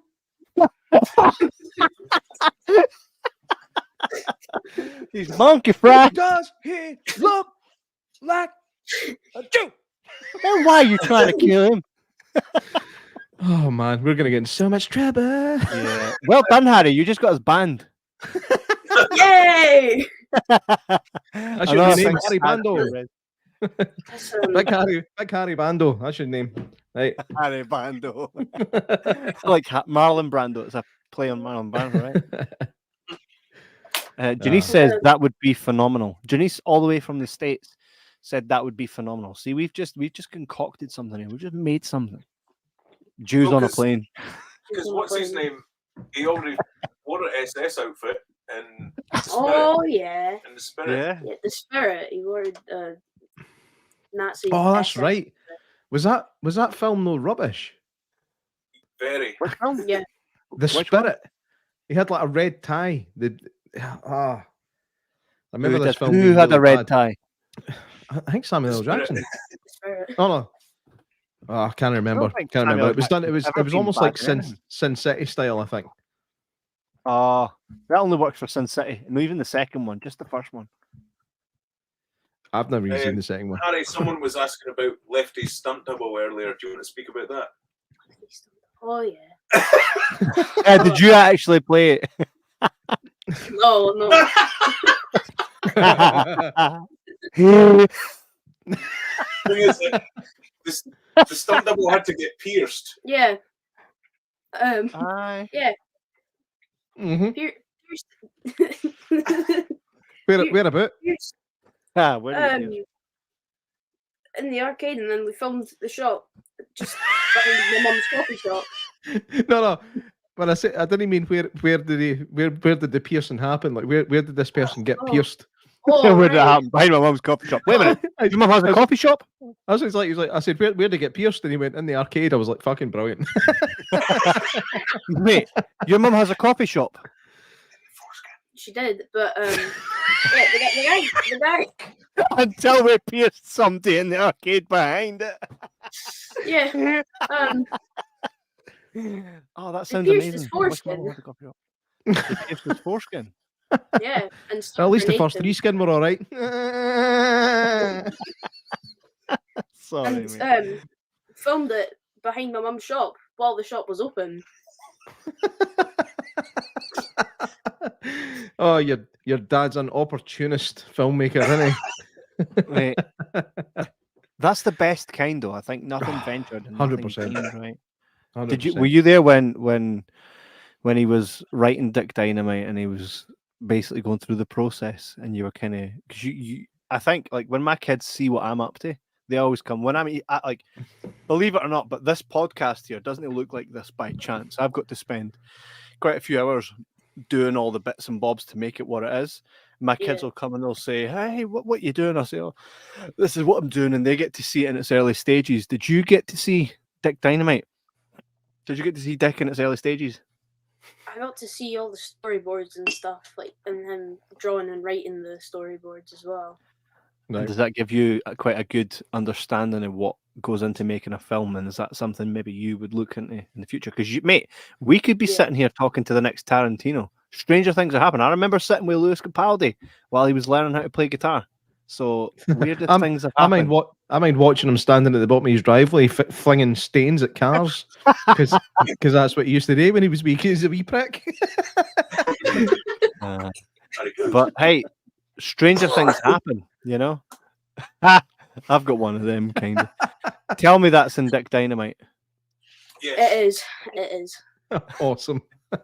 That is that. So your mum's in Dick Dynamite, right? I'm sure there's a picture over here.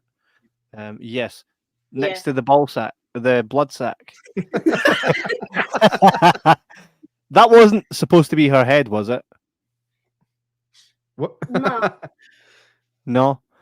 I wonder if I No. was getting an early spoiler there. Yeah, don't spoil. No, Mum lives. She. Yeah. Mum Lives. That's the sequel. Dick Dynamite 2. Mum Lives. Starring who as Mum? Starring who's mum? How Same funny would Lizzo that was be to as see on well. a poster? How funny! That'd be amazing to see on a poster starring your ma. By the way, what you should do, by the way, is take one character from Dick Dynamite, right? And when it comes to the sequel, completely change the actor or actress that plays them. Like Mortal Kombat, the first film ends, Lizzo.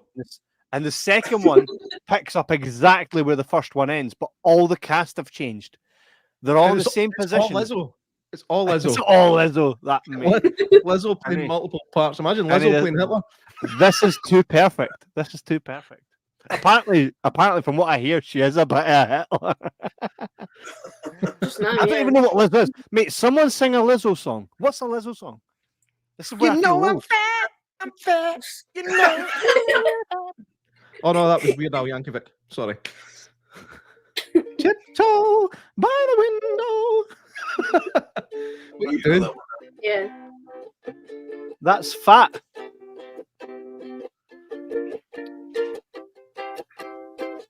See, No, that's beat it. That's beat it. It's not even bad. Motherfucker, that's beat it. Let's eat Sorry. it. Eat it. There you go. Aye. just quickly, You want to quickly show them that you're really see if not I can scared. find a Lizzo song. I don't know if Mate, we'll go honestly, I just know for a fact I won't like a Lizzo song. I just know it. Yeah. Unless she's like, I mean, I would say Bob Dylan, but even Bob Dylan, I mean, I think he's all right. I don't think she performs live very often because she needs a CPAP machine to live. And she not throwing phones at folk. Did she throw a phone at somebody? There was a rapper that threw a microphone at somebody because they threw water at her. All right, I found one of her The- songs. Mate, did you get that hat from Bathgate Market for £100? I found one of her songs. Hold on. Do you know what's funny? See, He's about to get us another interest- strike, man. interesting fact about the helmets, right? Those helmets did absolutely nothing to protect soldiers from bullets. It was a psychological aid, so they felt protected. They were not stopping bullets. Did you think about that, Beans, before you made Dick Dynamite? Well, I already know it's plastic. Yeah. I'm talking about the metal ones. Mate, do you know what was a great film? Hacksaw Ridge. That's a great war film. It's the one with Spider-Man in it, isn't it? No, it's no. That's the one Andrew that Garfield. played Spider-Man after Yeah. Spider-Man. After Spider-Man. You're talking I've to never the had wrong to fight guy with here, a kid son. before, but I'm ready. I'm ready to fight with a kid here. Spider-Man is Tobey Maguire. Let's not get that. Yeah, I know. Tobey I'm Maguire kidding. Spider-Man is the best Spider-Man. Mate, you've just made up for everything you just said. Do you know One what of I'm the about to show? I feel you. I feel you. would Lizzo argue should be in Spider-Verse. Yeah. I would I'm argue about the to- best Spider-Man. The best Spider-Man was the clip that I sent you the other day for the Japanese Spider-Man. Well, That's- I can't that's the disagree best with that, Spider-Man. to be honest. But by the way, I don't know, man. Harry, I'm about to show Spider-Man, the original 2002 Spider-Man, in the cinema. Your dad needs to bring you along to see it on the big screen in the glory, You how it should. was supposed to be seen. Yes. On the big screen. I'm about to do that. It's not been announced yet, and all the folk that come to the cinema. It has now. It has now. Spoiler alert! But I'm going to put that on with Beetlejuice. So come along and do a double feature, mate. You should be. Are you coming along on the 19th? Beans, is he coming? It's 18. 18.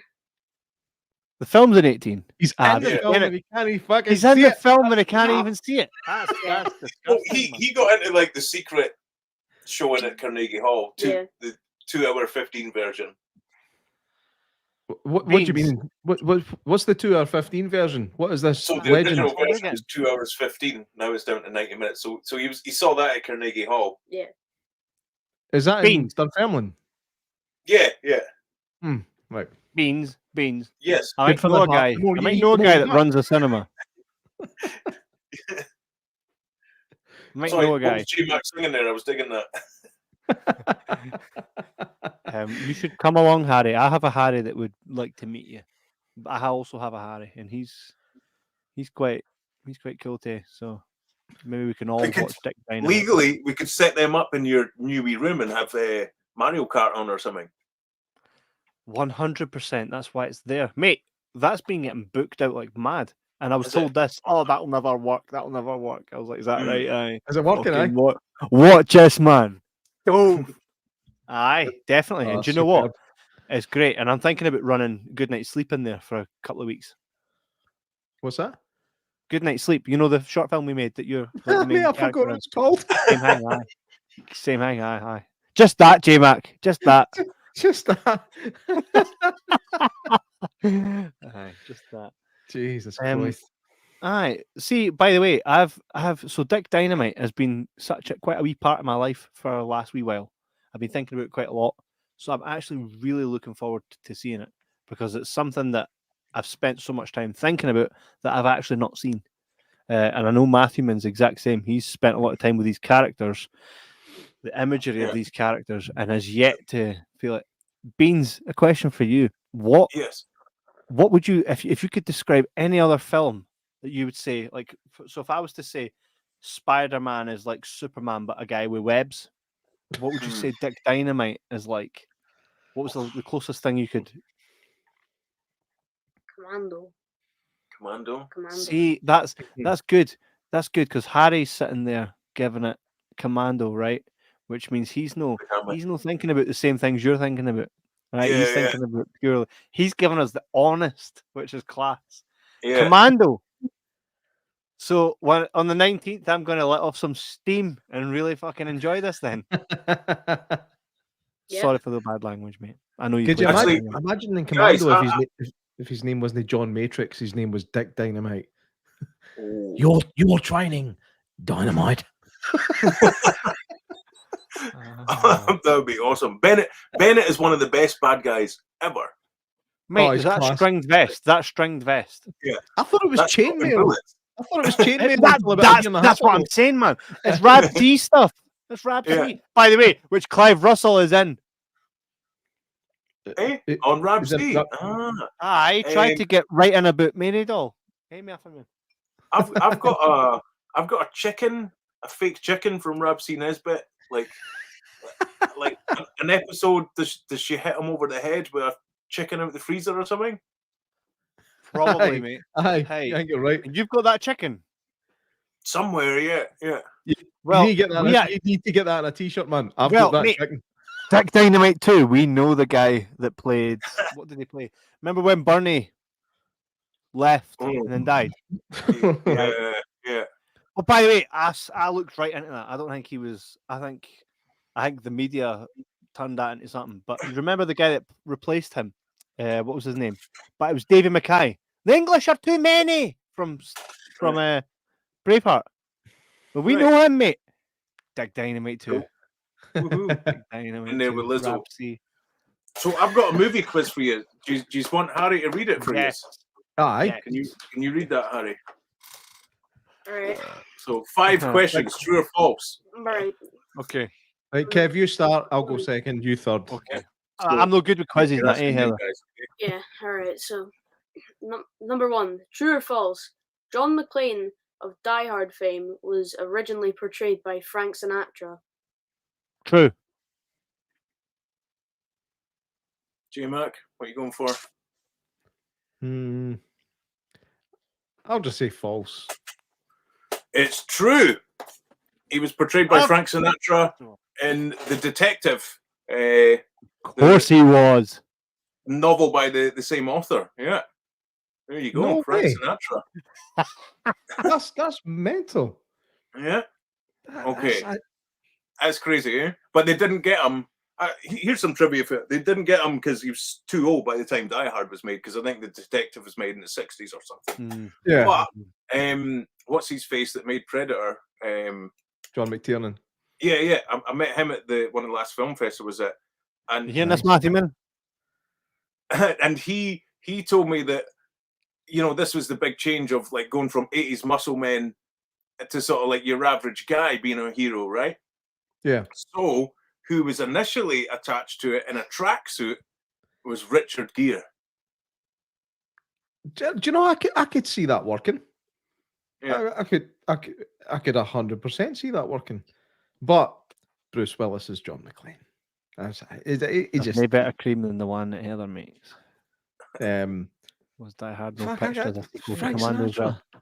Hey, there's Matthew Man with some smashing trivia here. Was Die Hard no pitched as a sequel to Commando as well? Oh man. True. Right, Harry, you going for the next one? Right. Number 2, true or false? Jean-Claude Van Damme was the original Predator. True.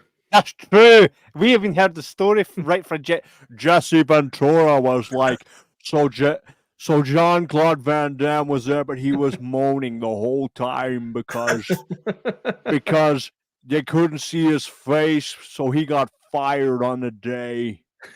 Mate, that's so 100% true. But he got fired because he was moaning because you couldn't see his face.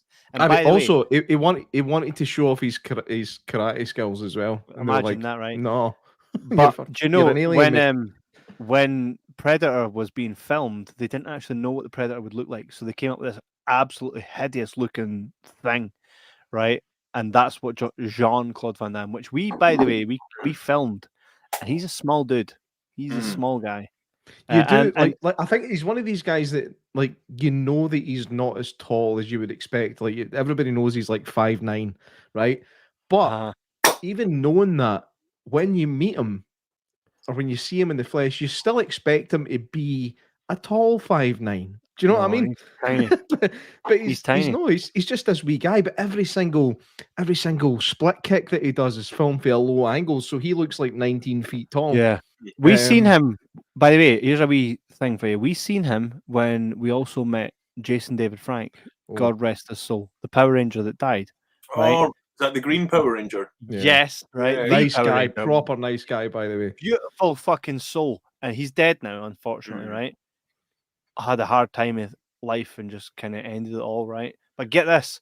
He squared up when we were there. He squared up to Van Damme, and Van Damme shat himself. He wanted none of that. Oh, mate, he would kill Van Damme. He was in proper.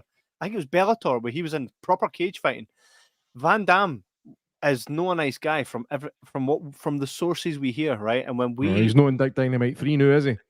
No. Well, when we seen Lizzo would eat him, mate. Jean-Claude Van Lizzo. There we go. Right, but when he was at the same event as us and as Van Damme and Jason David Frank, right? There was a bit of backstage.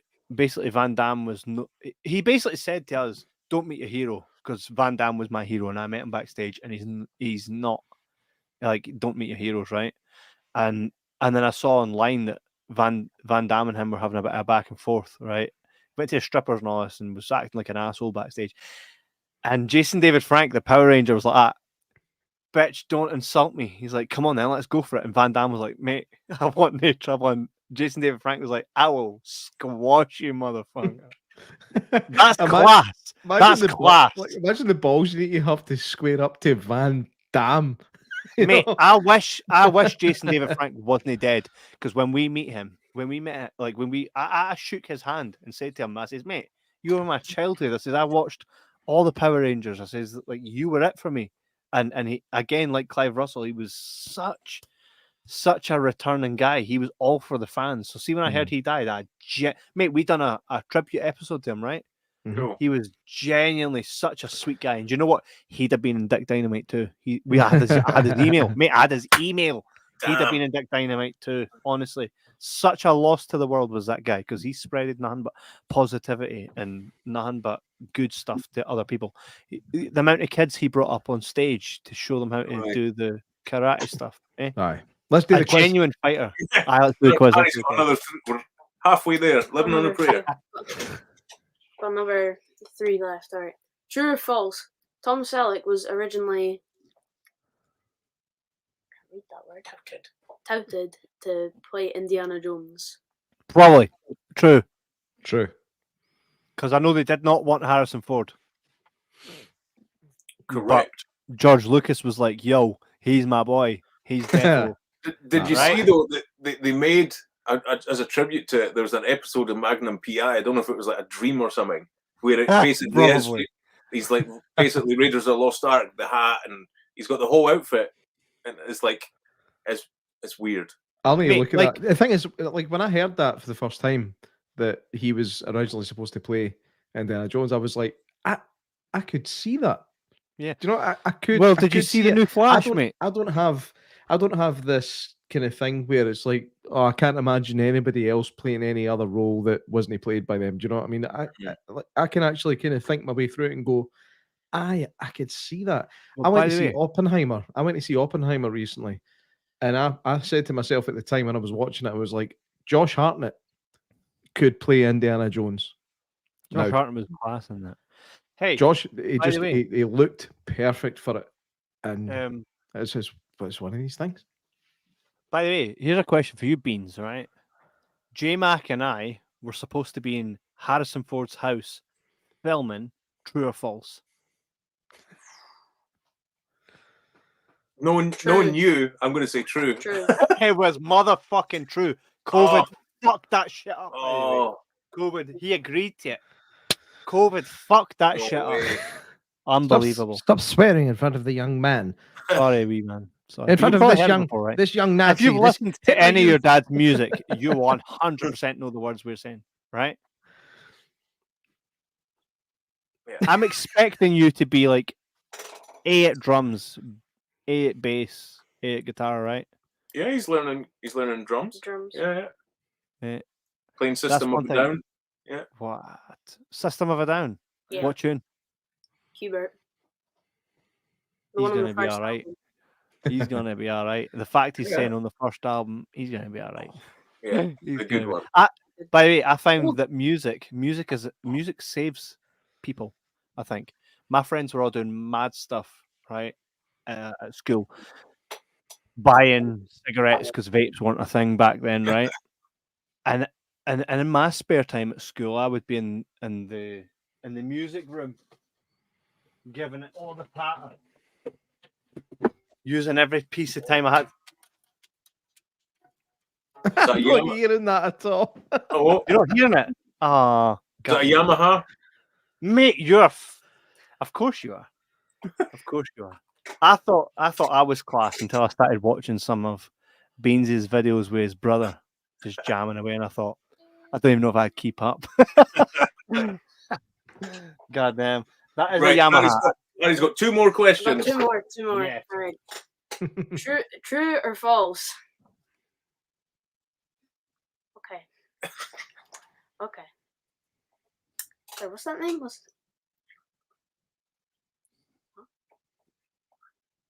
Okay. Okay. True or false? Shia LaBeouf is a twat. I believe that to be true, but I think I'd get on with him. I'm gonna say true, but no, I wouldn't go on with him. Seems like a bit of a fud. You hate most folk, though. You hate most folk. I've realised. Well, that. one of our the guys that supplied the props, he does stuff for like Olympus Has Fallen and all that, Right. Wow. and he supplied some of the props for Fury with Brad Pitt, and Oh, he I said love that that film.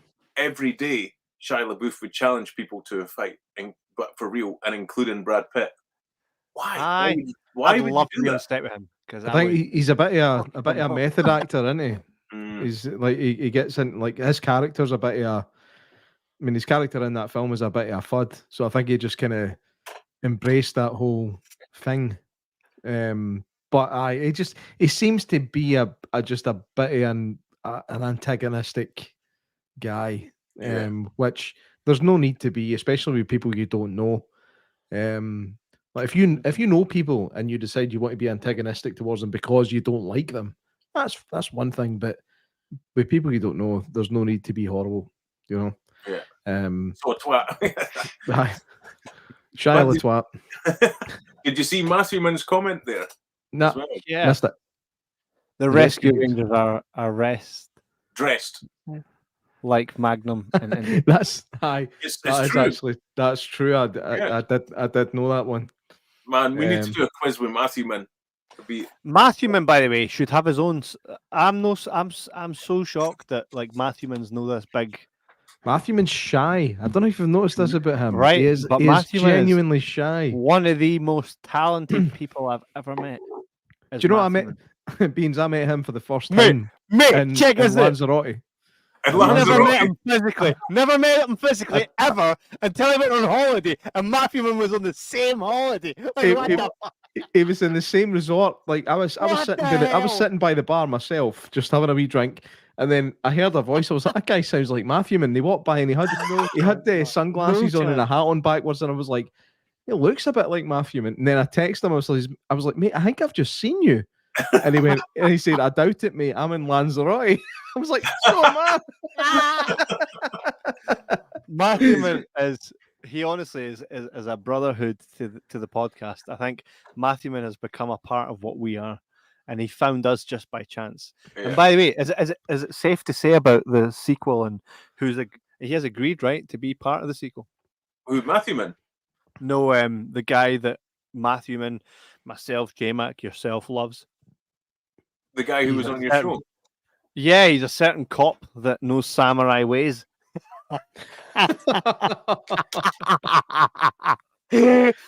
Knows the way of the samurai. Right? It's called the katana. It's Japanese for sword. Just a couple winks to the camera. It's katana. It means Japanese sword. Mate, he's going to come over to the UK to be part of Dick Dynamite too. Fingers crossed, man. Mate, let's make it happen. One thing I know about myself is I'm very good if someone says, "Hey, we need to make this happen." I'm very, very good at finding ways to make that happen. So I think if we all come together on this, that'll happen, and it'll be phenomenal. Can I be in Dick Dynamite too? I'm just asking. Stunt double for Lizzo. Mate, he can play Lizzo. Just Robert Downey Jr. Robert Downey Jr. Tropic Thunder. You remember, like, what's I'm gonna get you, sucker. You remember that the fight in the diner, and it goes from being a black chick to a white dude with a mustache. No. I'm gonna get you, sucker. No. Hey, wait a minute. I will 100%. If you'll have me, I'll be in Dick Dynamite. Yeah, man. Too. Let's do it. Awesome. So yeah, we've got chatting with that guest you're talking about, the guest on your show, about being in Dynamite 2. Yeah. Sweetest guy ever. Man, yeah, he's when he wrote back, his message was lovely and long. He's a nice guy. Nice way. Beautiful guy. And it would be amazing to work with him. Tarantino is well aware of yes, Janice. Yeah, you Janice. Can. If you get swear to God. Blood balloons thrown at you. Janice is a treasure, mate. We must protect her at all costs. Okay. So every week. Best hair ever, says Heather Dow.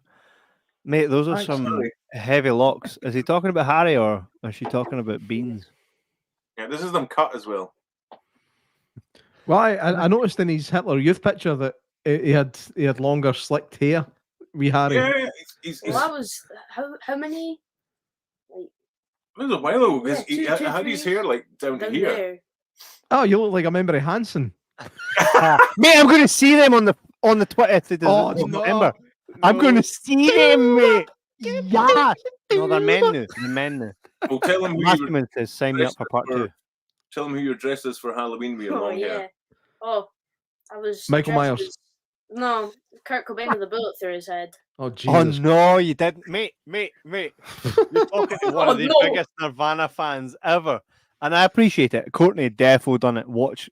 I had a sign with a bit of like string connected to a sign. The sign said Courtney did it. You and I need to talk more. Harry, what color were Kurt Cobain's eyes? Blue.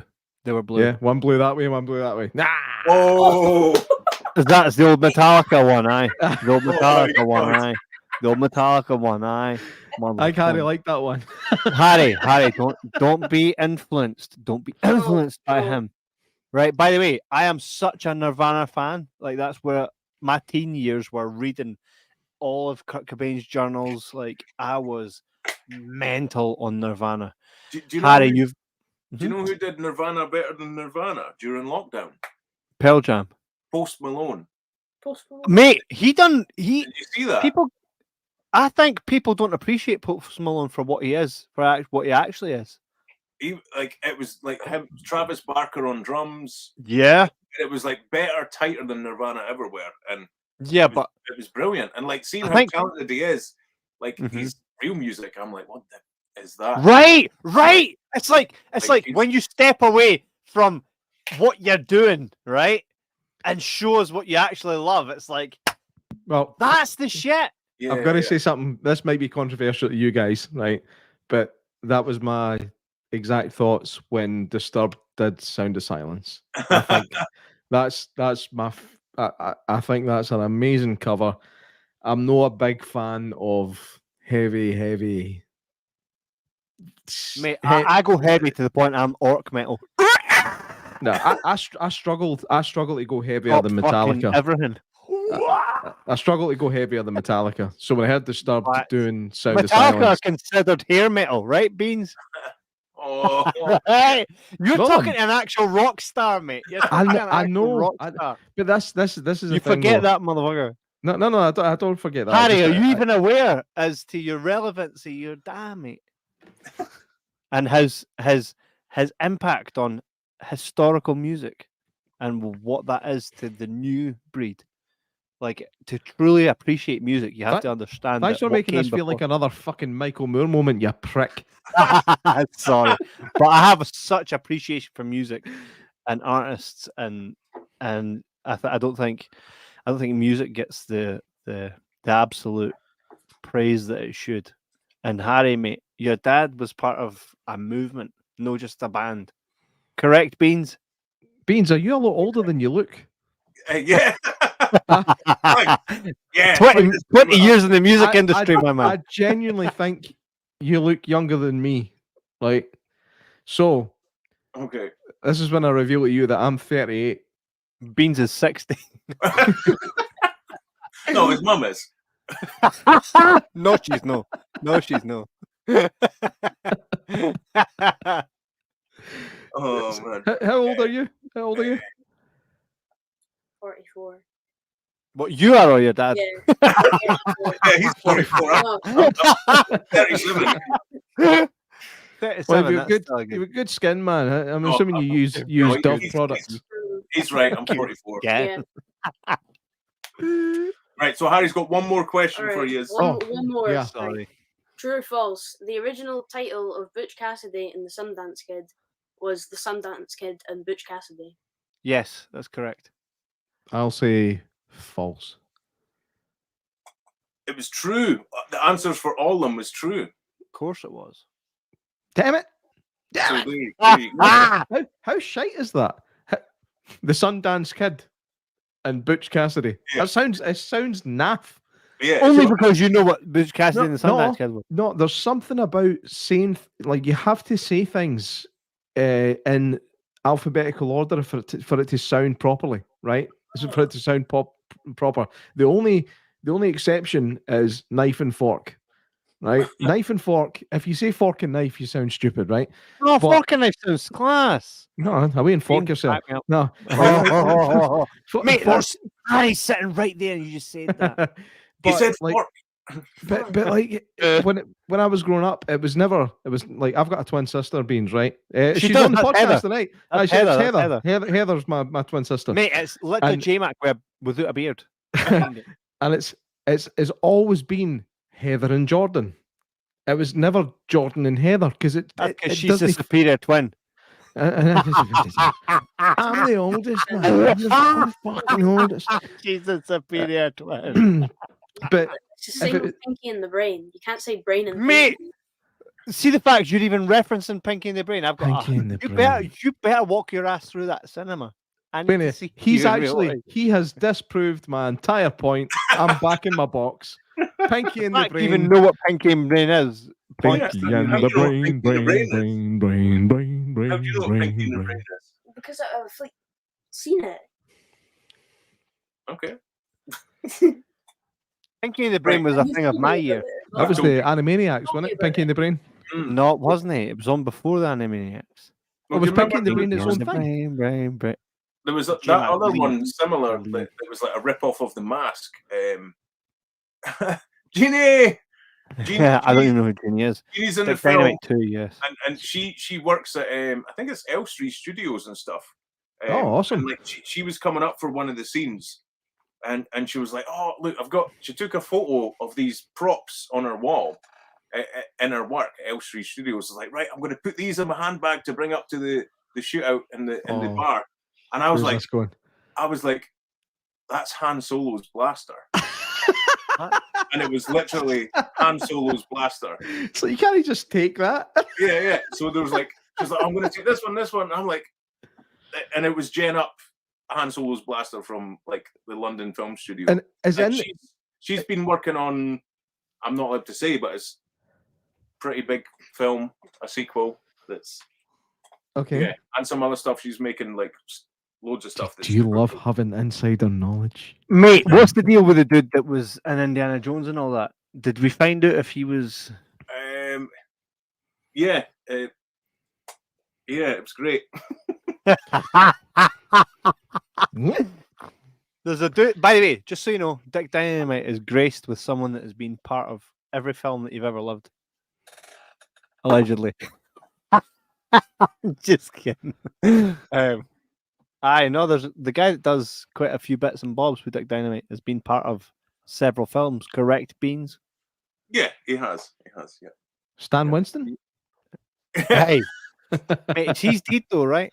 Yeah, he's dead. Right, I'm gonna do the circle of life, get a beer and a wee wee. Harry, you answer some questions before I do I'm going to quickly pee. And then when you come back, should we just do this like intermission? We'll be back shortly. Or interrogate him. Interrogate Harry. I'm going for right. Okay. All right, Harry. all right. Your name's J-Mac and I'm Kevin, according to what's on the screen. So, It's me, J-Mac. So how old are you? 13. 13, right. And when did you first do a scene for Dick Dynamite? How old were you? Were you 11 or 12? Or was it recently? How old was I? Possibly 8. Really? Is that how long it's been going? Yeah, maybe 8 or 9. Bloody hell, man. So was it? Did you have a choice, or did your dad just go, "You've not got a choice. You're in it. You're in this film. You don't get to say yes or no." I can't even remember, if I'm being honest. I think it was just like, "Oh, do you want to be in a film?" "Yeah, sure. All right, come on then."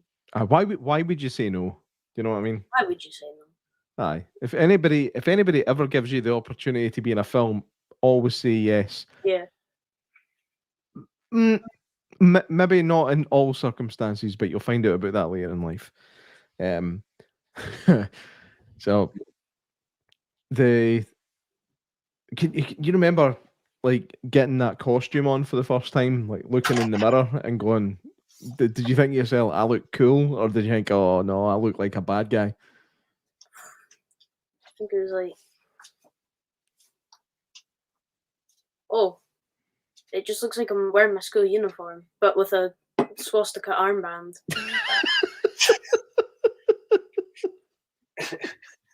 just a swastika armband. It's all right. It's a slight addition. It's like a it's like a knot tying badge at the Beavers, you know. Right, Harry, I think that's about time. Yeah. On that note. Right, you say bye to all the nice to viewers, meet you, Harry. Goodbye to the guys and all the viewers and the guys in the... Bye. Oh, you've done that before, haven't you? Nah. Jerry, bye. I've got to lock the door behind him. That's why I'm not sat down yet. Yeah, Cheers, no Harry. worries. Yeah, the cats are banned from the man cave. What is your man cave? Is it? Are you tucked away in a cupboard somewhere? Have you had a room converted or something? Or? It is a room, yeah. It's a mess. It's full of. There's a motorbike. There's guitars. There's merchandise. Fucking motorbike. Yeah. Yeah. You've already wheeled your 2 kids into the shop. Wheel the fucking motorbike in. Let's get. It's one of the kids' motorbikes, so it's not that impressive. Right, okay.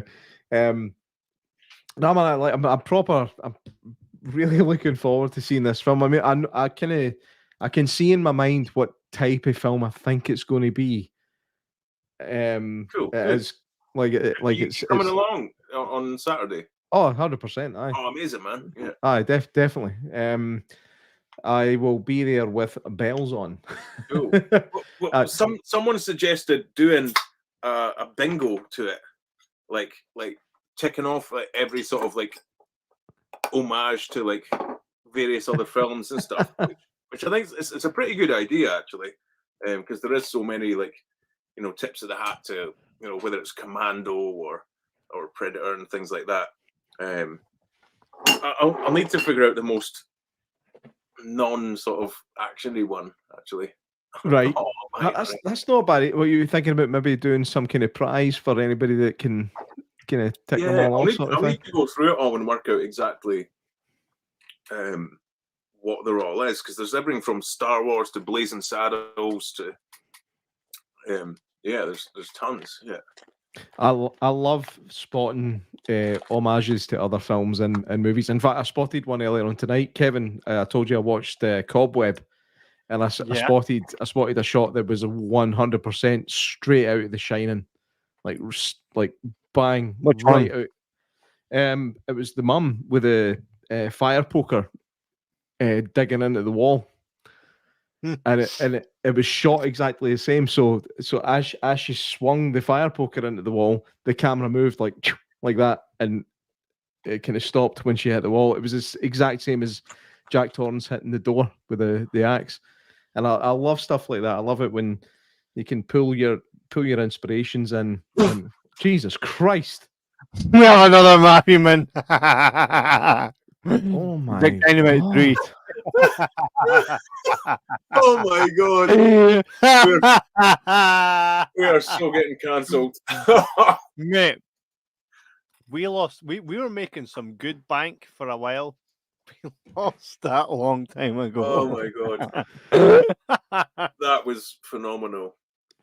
It was actually was it no me that stopped us from coining it? Aye, it was, mate. It was. I said something about something that rhymes with schmath, like schmirch, and unfortunately it wasn't very well looked upon, and that's been us. We went from £200 a month on this channel to about 18. To me, basically funding it out of my own pocket. Gutted, man. Going back to the schmirch, like I don't know if you're up to date. I know you do your paranormal show and stuff as well. Mm-hmm. But if you're up to date with all the UFO stuff that's going on about, Mm-hmm. and they're talking about how Roswell is actually predated to the 1930s, an archaeological dig in Italy discovered by Mussolini, and also the schmirch. Okay. Very intriguing. Very intriguing. There's some fucking weird stuff going on right now, isn't there? But the thing is, I'm almost a wee bit kind of I'm not disheartened, but we watched this documentary called Unacknowledged. I don't know if you've seen this. Yeah, you've seen that. And it basically tells us that basically the world governments are going to stage an alien invasion. Yeah. And I'm like, well, I know. Here we are. Aye, but now I know that it's no actually aliens. It's just them fucking playing the alien puppets. And I saw a meme the other day that was like 2012 conspiracy theorists, aliens are real. 2023 conspiracy theorists, aliens aren't real.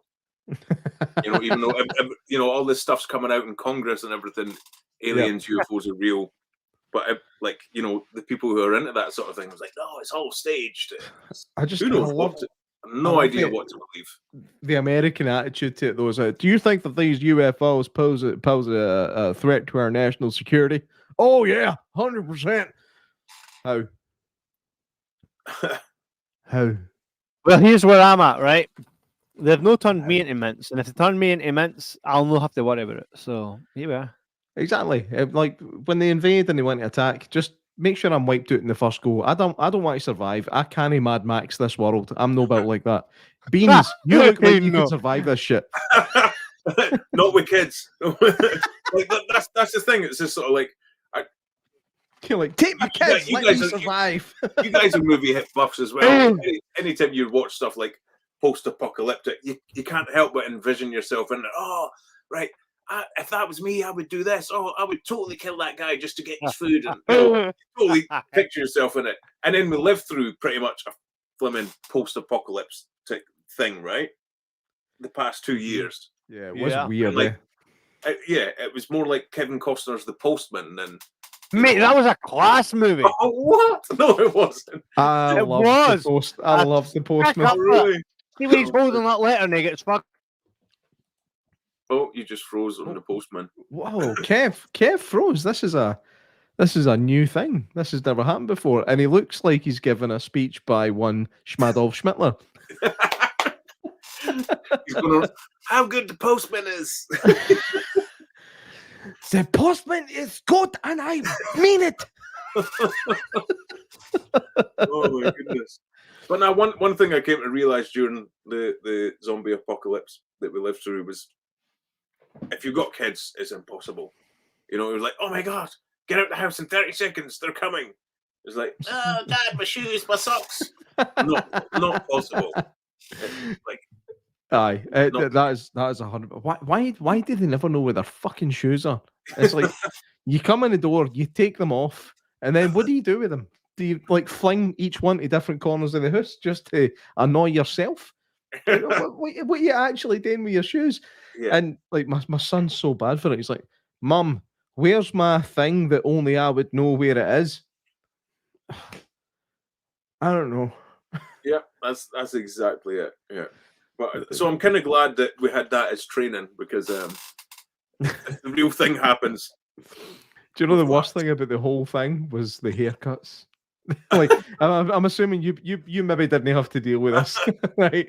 But oh my God, man, the haircuts that we had during COVID. So bad. I remember my wife, like I knew that she wouldn't be able to do a fade, right? She wouldn't be able to kind of fade this, and I was like, do you know what? Just give me like a kind of mohawk. I'll take a mohawk, but I don't want it going all the way down the back because I'll look like a fanny. But just do that, and then she finished it, and I could feel her spending a lot of time just kind of fluffing stuff at the back of my head, just like. And I was like, "Does it look shit at the back?" She's like, "No, it looks all right. It looks fine." And then I saw it on a photograph or something. I was like, "What the fuck have you done in the back of my head?" It was so horrendous, man. There was a time actually for a laugh. I dressed pure Mad Max.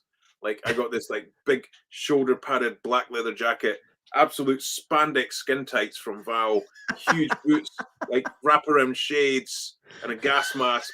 Like just for a laugh, right? And I went across to B&M on the high street.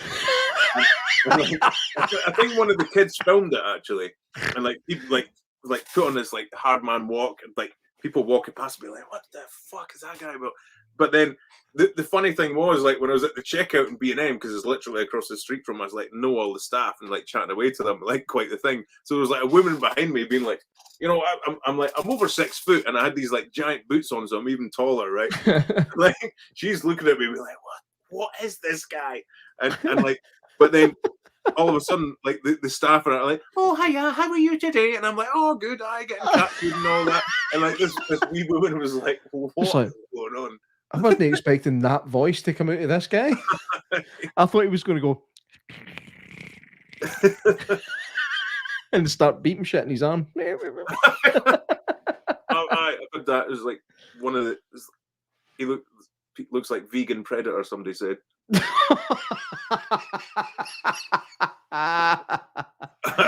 Oh man! I'll go with that. You a vegan? Are you vegan? I was for a while. I'm veggie. I don't know if you'll see, but I do have a. I'll try and tilt it up. Oh yeah, you can see my yes, Predator and Gatling gun up that there. is That is beautiful. Are those full size or are they kind of shrunk? It's from Wish, so They look good, man. So the Predator mask, yeah, it's a bit smaller, like it would fit a child. But for a couple of quid off Wish or whatever, I take that. I'm not arguing. Yeah. Anything that works as a decoration, man, that's fine. And the Gatling gun actually that's up there with it, that was also from B&M, and it went down to $5, so I bought loads of them. That was for B&M. Yeah. Here, I've got one still in the box. I'll show you.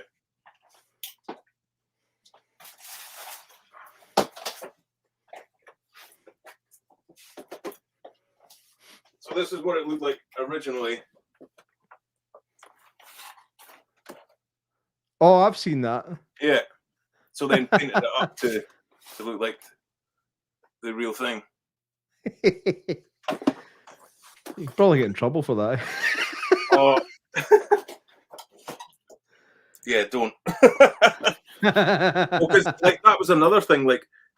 For like behind the scenes stuff with the film, the first time I had to phone the cops about using props, I filmed it because I was dead nervous.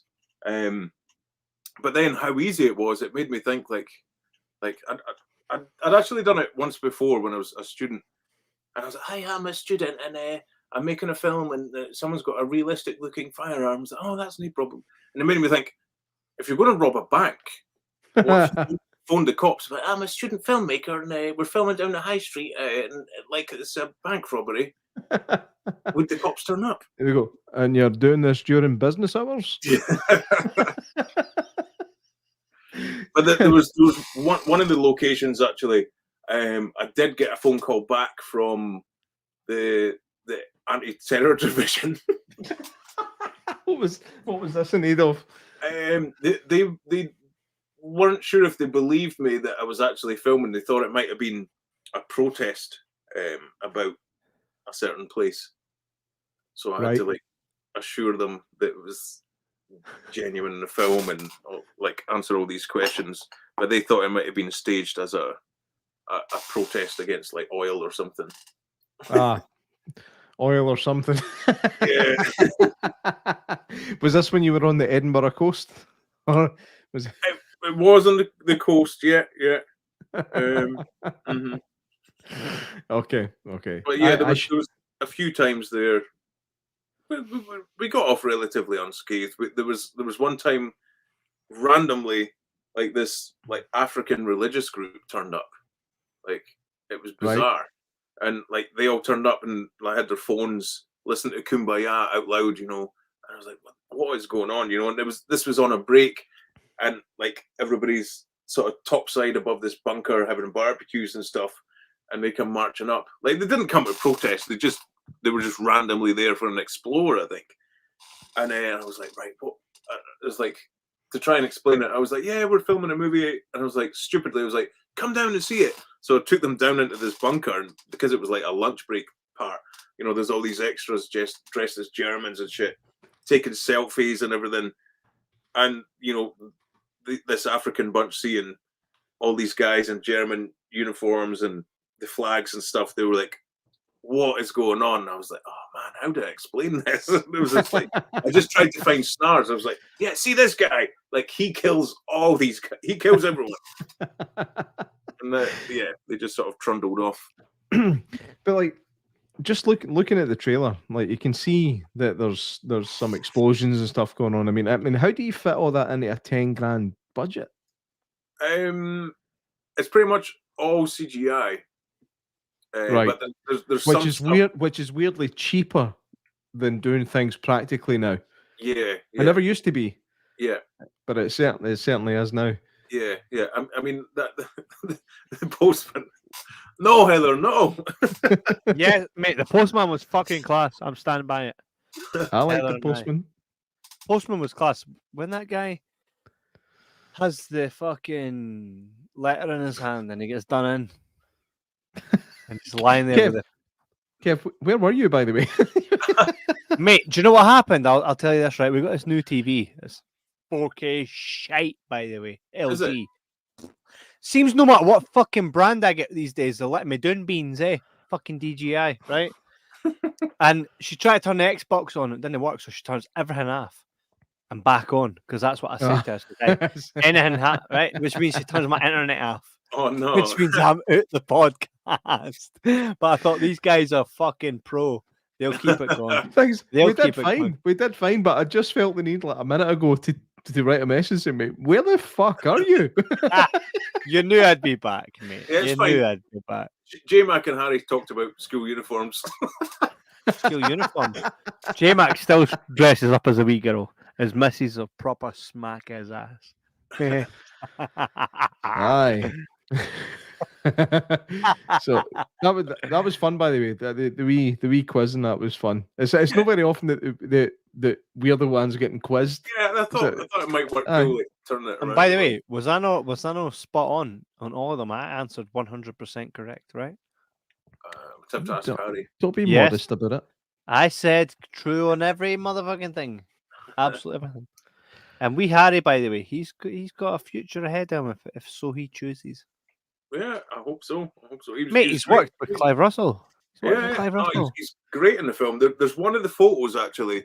I don't know if I'd sent you it. Like, it looks like the best band photo ever. I don't know if he was in the photos I sent you. I'll double check. Let's see. And is it a photo that has wee Harry in it? Yeah. Let me just double check. DD images. Here's my brother in his blue hoodie that I thankfully blue screen him out. He got his arse out in one of the shoots. And thankfully he was wearing a blue hoodie, so I blue screened it out, but he had this arse floating in a bunker door. How many roles did you fill in this film? I mean, I know you're writer director. Like, myself, how far did it go? Watching hell. I mean, direct. I guess somebody said producer because I'm like organizing everything. Costume, some of it. Makeup. I've done a lot of makeup and special effects, and I guess my dad knows stuff. Mate, my dad knows the woman that done a lot of your makeup stuff.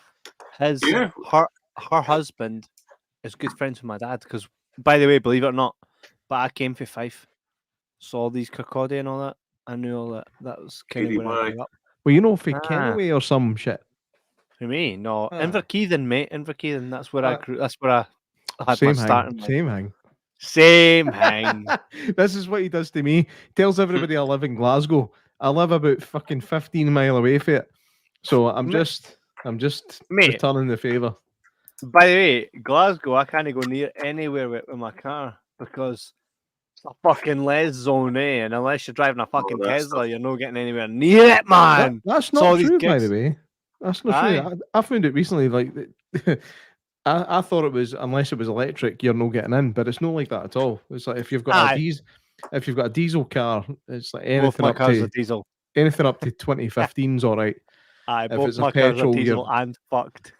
If you're petrol, it's all right until like 2008. So no, none of my cars are getting anywhere near. How can I send you this photo? I'm trying to put it in the chat here. Just punt it into the Facebook chat, my man. And on Facebook, right? And then you can put it on here. Okay. Aye, man, I can grab it. That's what Matthew Man does. He just punts stuff to me in Facebook Messenger, and I throw it right up. Matthew Man, he's fucking a treasure, mate. A treasure. Oh, signed into Facebook, and loads of people are asking for Dickenheimer t-shirts. Mate, my wife messaged me and was like, "Motherfucker, I want one of those t-shirts." And I'm like, "What are you talking about?" Is it Matthew Man's wife wants one as well? Does Matthew Man's wife doesn't like stuff that we like. So if she wants one, mate, that's marketing 101. My wife messaged me and was like, "I want one of those t-shirts." And I'm like, "What t-shirt are you talking about?" Because I'd been quite busy the day, right? And then I went online and seen, "Oh, mate, they're doing a Dickenheimer t-shirt." And my wife was like, "I need one of them for the 19th." Because the 19th, by the way, is going to go class. It's going to be fucking awesome. And my wife, obviously, being an aficionado of the cinema, she wants to rep what we're promoting, eh? Hey, look at that. Mate, everybody looks Steed. Like, that's it that's looks the like night. That's the night shift. this is like the best band photo ever. Thing is, for Harry's costume there, we couldn't find like long whites. Like we're trying to get like football socks for him. In the end, I think it's just a pair of my white socks just pulled up. Like we had all sorts of trouble like that with filming. You know, there was like crazy stuff like that. You know, even some of those guys are probably one of them's wearing wellies probably, and you know, like there's all sorts of troubleshooting like that. Got Hunter on the front of them or Dunlop. Really, we had that and like black tape over them and stuff like that. Yeah, we have a ton of stuff like that. I think that's the beauty of being an independent filmmaker. Like imagine Disney threw like 400,000 or even 1 million at you. The kind of stuff that you could realize based on your imagination. I think that's where Hollywood falls on its face. You know, it's sort of like, all right, we've got a problem, throw money at it. Like we don't have that, and independent film doesn't have that. So you have to be creative and think about how do we get around that. And there's a lot of problem solving involved. Whereas it's like, oh, how do we get the camera starting off in a nebula in space and coming through and going through Saturn's ring straight through the keyhole of Mr. Joffrey's house? You know, like money, CGI. Whereas how would we do that? You'd have to be inventive, you know, like this. It looked like they started Button Moon. Here's the thing: there's a beauty. There's a beauty, right, in independent filmmaking, because let's be honest, right? Independently, we're all skint as fuck. No one has 100 million to throw at a film, so we find the most purest ways, right, with the most purest people to create something that's magic. And then that takes off and it creates a new wave of filmmaking that people are like, oh, right? I think, like, for filmmaking itself, I don't think it gets enough credit for the people at the, because everyone that we know, right, even the people that are even well financed are still what you would class as independent, under financed, right? But that's where the actual magic happens, not where it's at. Like, that's where you have to be really creative. Yeah, you know, like where you don't essentially just type what you want into some kind of program and it will just generate it for you. You have to be present on the day and kind of work out how you're going to shoot things, how you're going to make it look without the comfort blanket of post-production. Like, there's only so much you can do in post-production when it comes to an independent film. Yeah, you can colorize it, you can crop it, you can tilt it, you can do whatever. But when you know that like if a shot gets fucked up, you know you can't just replace it with CGI. It's never going to happen in an indie film.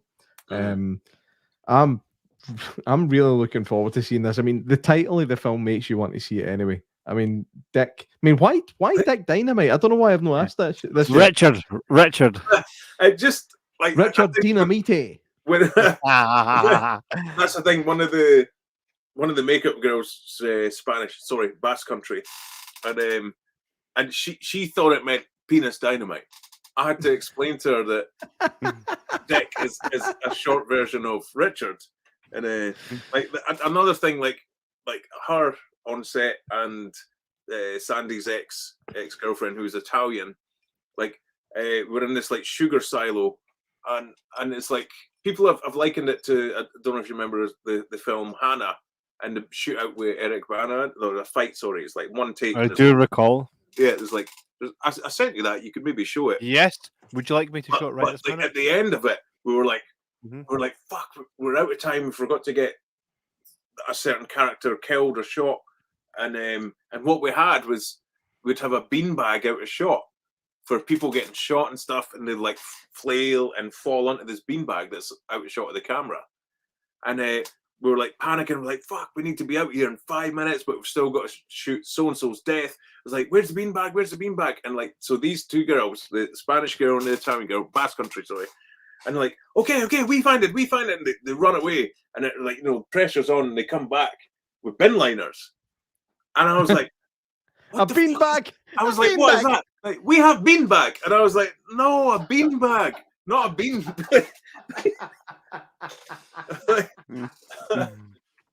It's like, no, a bin bag, a fucking bean bag. Me, my name's Beans. Me bag. Go Well, get by a the bean way, bag. by the way, I have that clip very much right here. I'm going to play it for you guys right now. Mate, that was Yeah. fucking epic. That was Yeah, class. see that Snars motherfucker? He seems like Brock Lesnar. That's what I'm saying. Brock Lesnar, awesome. Yeah, he's a big Unicorn. dude. People didn't even believe like him doing that flip was actually him. It totally is. Like he was a Marine for a while as well, and he's currently a fireman. Aye, they fucking messing. I think he's the ideal Dick Dynamite. Dick So Dynamite. that kind of gives you a taste of the sort of action we expect for this fucking gem that we've got coming up next weekend. Next weekend is not even far away. Yeah. Oh, Mate. awesome, Janice. Yeah, come and see it. What's the name of that video game character that totally puts me in mind of Snars? Duke Nukem. That motherfucker, that's it. Duke Nukem. I've never played that or anything, but a lot of people say that. They're like, oh, Duke Nukem. But I've never. Mate, Duke Nukem was like mid-90s PC game. There's literally an Xbox game in Duke Nukem where he pulls a shite out of the toilet and he can throw it at anybody. No way. Aye. Amazing. I thought that's some fucked up shit. No, will Snars and the gang be at Bathgate? And Yeah, man. Yeah, he's August. like, yeah, Snars stays in it's like Glasgow way, Gart Coach or something. Like with J Mac. Please. Where's it? Honestly, there's a bit next to where he stays. It looks like something out of like Batman. It's like this old asylum place. It's cool as anything. Of course he stays there. Of course. Snarl. Snars. The Snars. No, mate. I'm looking forward to meeting the whole gang, and I know we'll be doing the Q&A, but we're free to bring up anybody on stage because we'll have the full. It'll be class. There's nothing stopping us doing just absolutely anything. So I'm really looking forward to getting to seeing the film first and foremost. Yeah, because we've known each other a while now and talked about doing this and doing that together, and yeah, it's been too long, and like hats off to you. You know, I guess you're kind of like, oh, I could have seen it, but it seems like you're holding off to see it. Absolutely specifically for this, which is super cool, and I guess same with you, J Max. So absolutely, thing is, I'm kind of on the other side. I'm like, mate, get a fucking screener. I want to watch this. And Kev's like, no, so it's not happening. You need to see it on the night, and you know what? I'm kind of happy about that. I'll see it on the big screen. In fact, here's a wee. Actually, I've got my own big screen. So technically, if you send me a screen, I'd still see it the same. No, the same. Right? Okay. The thing is, as well, if we had seen the film now, right? Like, so we're doing a podcast right here, but when we do it live, we'll be talking purely about the film. So we're getting this stuff out the way here, and on the night, we're talking purely about the film for me, which will be brilliant. And to other people also that are all attending the screening, which will be fucking epic. And bring on the FUD punching. You can't get a good FUD punch. Well, in the rehearsals for that, we've done that in the studio. But like one of the kids was cutting about. So it was Kirsty, the girl that's in that. It was her idea, you know. Before everyone was like, "You can't do that. You can't punch away with it." It was her idea. So, but because the kids were running about, we called it the coconut punch. And then from then on, it was like anytime we needed to use the C word, we'd substitute with coconut. And I still do it now out with. Shut up, yeah, like, coconut. I get it. A bit trivia for you. No, that's coconut seems Janice, we need to get you a screener. Before we finish the episode, I will end it on some cool, really cool bloopers from the movie. We got bloopers. Yeah. We've got My bloopers. favourite bit of any film. They Oh, should put no. bloopers at the. See if there was bloopers at the end of the Green Mile. I'd fucking love it. Totally. I think this ball is cheese slid off his crack. I can't say that. God damn. Making a film to any degree is a feat itself, and something that we know, because I'm the kind of guy that ever since I started a production company, I seem to have these scripts land on my desk all the time, and I read them and I'm like, fucking hell, man. And so I know what goes into making films, not to the extent which you have gone ahead and really put your heart and soul in it. So I'm really looking forward to seeing, what. And I know for a fact Dick Dynamite will definitely not disappoint. I know Well, Matthew and There's something, a film critic I've got to know Mhm. in Eastern Europe. He said to me, and the more I thought about it, at first I was like, well, nah, that's not true. But the more I thought about it, it is. And I spoke to him. I met him again recently at a film festival and spoke to him more about exactly what he meant. And he told me, and I kind of live by this now, there is no such thing as a bad film. There are only films that you don't like. That's correct. Like picture the worst film you've ever seen, right? I know for a fact. Islander 2. Fuck off. That was Right. terrible, but Michael The worst Ironside was film class. you've ever seen. Someone's put their heart and soul into it and all this effort to make it, right? Mhm. So for you to say, oh, it's just shit, because it's Mhm. shit, someone's put all this heart, soul, and effort into it. But if you transfer it and saying you just don't like it, rather than it's the worst film you've ever seen. Mhm. I The love worst to- film I ever saw was The Dummy. The Dummy was terrible. Jaws 4 was something to be appreciated. The shark that roared. I'm not going to say what. Cheers, Mitch. Mitch there. He got us. So. Oh yeah, he's seen the full version. So Mitch sorted us out with a young Adam who plays Wachowski. He got him. He's like, oh no, this young kid. He's done some acting, and he's fudging awesome. Like his character, kind of like if it was just Snars going through killing Nazis, there wouldn't be much story. But like having this Wachowski through it, the story's kind of told through him, and he's unbelievable. Like a really good young actor, as you'll see on Saturday. I cannot wait to see it, and everybody watching at home as well. Janice and all you folks that are watching at home.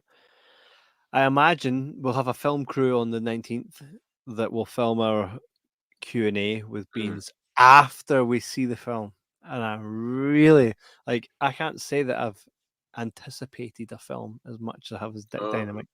Because I've been talking about it. I've been part of talking about You're going it. to be in the Q&A like, right? It wasn't a bad film. I just didn't like it. Don't be. There's no such thing as a bad film. How good would that be if we just thought it was well, Beans, that was pish. Not at all. Not at all. I know Matt. Hey, do you know what? Happened. The person that's most looking forward to it more than anyone is definitely Matthew Man. Right? Yeah. Because Matthew Man, since meeting you, has only been very descriptive on how much he's looking forward to seeing it. And the great thing about Matthew Man is he loves stuff that's just out there. And Dick Dynamite definitely is out there. It's got Nazis, zombies. To say that ninjas, right? To say Philadelphia would be a bit of a stretch, right? So, this is straight up Matthew Man's lane. It's straight up our lane, and it looks to us like fun, pure fun. And from being on that, it's popcorn and beers, isn't it? This is popcorn and beers. Mm-hmm. And I cannot wait to the 19th. It's actually going to be so class, so much fun. We're going to chat. We're going to fucking enjoy it. We're going to get beers. We're going to have a class time. And I'm actually really looking forward to seeing Dick Dynamite on the big screen. And you guys should do too. I'm right in saying that very soon, wink, wink, there'll be a streaming service that you'll be able to to watch Dick Dynamite on. Am I correct? Disney Plus. Well, Lizzo. If not, we'll definitely make it to a Yeah. point where. But wink, wink. Yeah, hopefully there's something happening. And I have friends. Well, I have friends that have got really good distribution deals, and if Yeah. the one that I'm aware of doesn't happen to be the case that works out for you, Yeah. well, then there's No other clowning around here. See what I did there? See what I did there? Yes. So it'll be cool for everyone to be able to see Dick Dynamite, and we do watch-alongs on here all the time. And Yeah. and by the way, see when we started doing our watch-alongs, I was like, J-Mac, who is actually going to tune in to watch us watching a film? But see, to be honest, folk fucking love it. I don't know why, because I wouldn't love it. Like Gogglebox style. Aye, Yeah, but yeah. by the way, they all tune in and they're all watching the same stuff as us. We've done Ouija Shark, we've done The Mummy, like we've done some fucked up shit, and folk love it. Birdemic, which got us banned, by the way, on YouTube, What? just because of the word demic. Right? It's these birds that go mental and start killing everybody. These birds that start killing folk, man. This is so bad. And we got in so much trouble for it, man. It's unbelievable. Everybody that tunes in just loves a watch along. See, Heather says, right, love a watch along. I would tune in, see. So worst case scenario, we get Dick Dynamite up and we do a watch along. But no, this is going to do well. I know it is, because I know you from the time knowing you, I know how much that you put into everything you do, and it's nothing but absolute passion and absolute focus. So I know that Dick Dynamite will be class, and I cannot wait to watch it on the 19th. If you're local to Scotland, 19th of August, come along, grab a beer. Robbie, myself, J-Mac will be on the stage chatting about Dick Dynamite after we've been able to watch it. Clive Russell will be there. There may be others. Snars will be there. And I can't wait to ask him if he'd ever fight Brock Lesnar. I reckon he could take him. That or a shark. I reckon Snars could smash a shark. I think we should Sharks with set up a fight freaking laser on the beams. stage. Set up a fight on the stage between Clive Russell and Jimmy V. Mate, I know who'd win that. I know who'd win that straight up. Jimmy V. Guinness versus Wee V. That's class. There we go. It would be class. But I'm very much looking forward to seeing Dick Dynamite. It's been Cool. I've Yeah. talked about it so much. I hope it lives up to the hype. I can't see that it wouldn't. I know exactly what we're in for, and I'm totally. Yeah, there's only that one shootout in it. The rest of it's actually a rom-com. And Dick Dynamite 2 will be even crazier with the amount of folk that I know are really up for it, and the Yeah, stuff that's the thing. I think the second one just has to be even more crazy and over the top. it has to be. And I know so much more. We've still to have that lunch together, mate. Where Yeah, I yeah. go, right, I mean, here's we've some of already- these. Yeah, we've already talked about, we'll get this person, and Yes, so we just scratch the surface, and already we've got one person. mate, I'm in London for 2 weeks, and in that trip, no, I'm in London in 2 weeks, or is it a week now? And within that trip, I'm meeting the head of Disney for the UK. I'm meeting with some of the Lost Boys, right? I'm meeting so many folks. And that's after I've seen Dick Dynamite 1, so you can only imagine how good Dick Dynamite 2 is going to be. All right, Lizzo, It's called the katana. The free sword. Lizzo for the fucking main character. That's all I'm saying. Dick Dynamite 2, Jizzo. Yeah. So this has been an absolute pleasure. I'm sorry to have taken up nearly 3 hours of your time. I know, fucking 3 hours. You know what the man. thing is, I knew this was going to be a long one. I knew it, and I said to my wife, I says, "Don't expect me. We're chatting about Dick Dynamite tonight. It's going to be a long one." And do you know what? Do you know what's amazing? All you motherfuckers, you crazy motherfuckers, on a Sunday have stuck with us. I can see the numbers right there. I don't, guys- what's mental is in the time you've been watching us, you could have watched Titanic. That's fucking nuts. That's nuts. We're just three dudes talking shit, chilling out, and holding up boats. Yeah. Motherfucker. So if you want to see this live, Janice, I know you can't because you're from New York. No, you're from Indiana.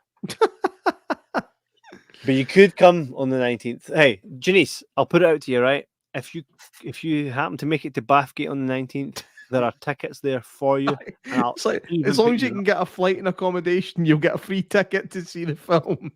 No, to be fair, I'd even if you were there, I'd be like, you can stay in the cinema. Here's my office key. You sleep on the couch. There's 2 couches, one for you, one for Ray.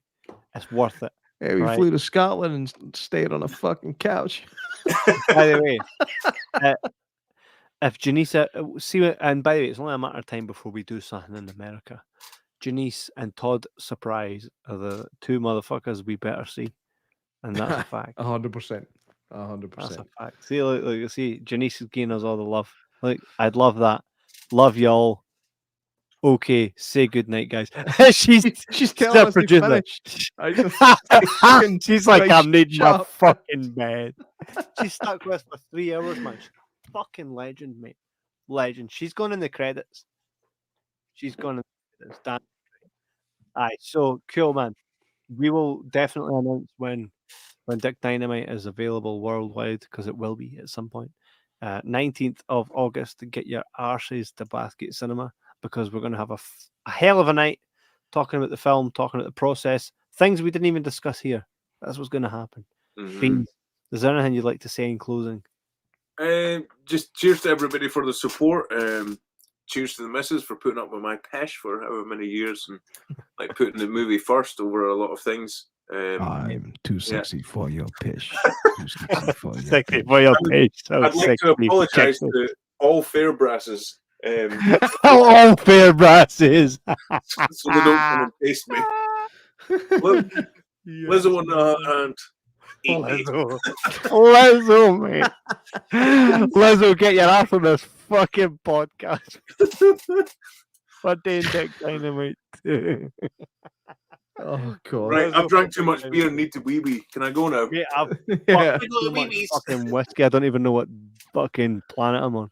Right. Thank you, Beans, for joining as always, my man. Cheers, we'll get guys. you back on at some point when we've got a big guest on and we'll fucking shoot the shit. Cool. But or even a watch along. Watch yes, RoboCop 2 when he's on Eckies. Matthewman and Beans, 100%. And what we'll do is we'll fucking let you all know when Dick Dynamite is available worldwide and keep you informed for Dick Dynamite 2, which is sure to be a fucking blast. Beans, thank you for coming on. We appreciate you and all your absolute hard work into making this movie industry something beautiful.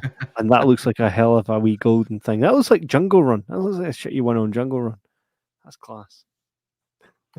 It's the Idol. Is that for Lost Ark? It is, yes. Yeah. It's got a wee bumhole actually. It's pretty. He's spreading his. No, I got an asshole in my no, neck. look, he's got boobs, right, and like someone popping out its fanny, but then he's spreading his bum cheeks apart. Look, that's disgusting. That's actually disgusting. That's what Kathleen Kennedy. She was like, "Don't show the back end of the Idol. They'll ruin Disney." See, I said she was sound. I said give her a bit more credit. See, tell you, ladies and gentlemen, see the Golden Idol's arse cracks pulled open. No, Kathleen Kennedy. Yeah, you want to see my golden nugget? When I meet the head of Disney in London in about a week's time, I'm going to be like, "Oh, fuck Kathleen Kennedy. Here's Dick Dynamite 2. Take it." Yes. All right. Featuring Lizzo Oh, man. and Samuel L. Jackson as concept art As by Steve Hitler. Matthew. That's Hitler. Here he is, like. Samuel L. Jackson as Heinrich Himmler. Yeah. This is the, I've had it. Anyway, He's you not make me laugh. I'm going to wee because I've drank that much beer. Lads, I think we all thank need you to very go. much. Yes, absolutely. It's bedtime. And we'll see you guys next week when we've got a fella on the show called Ben Gibson, who's a TikTok star. Ross. Did I say Ben? You did. Sorry, his name's Ross.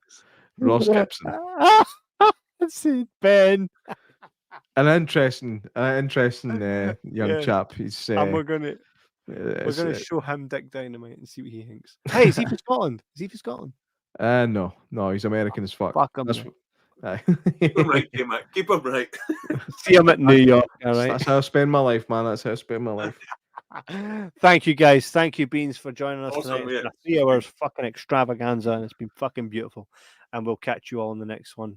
Dick Dynamite will be in theaters near fucking every one of you at some point. Just keep your fucking eyes open for it, and we'll see you guys in the next one. All right, take it See easy, you guys. Saturday, guys. Awesome. Thank you, Cheers. guys. Saturday, 19th Goodbye. of August. Dick Dynamite. See you then.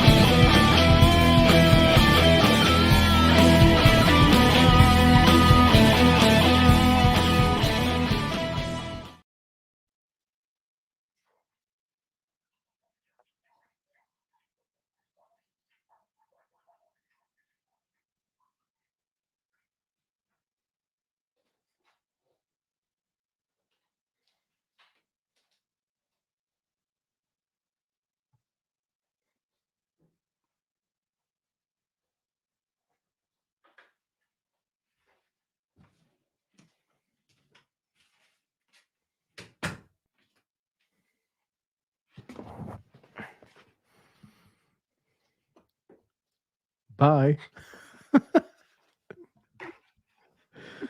Turn it off, you prick.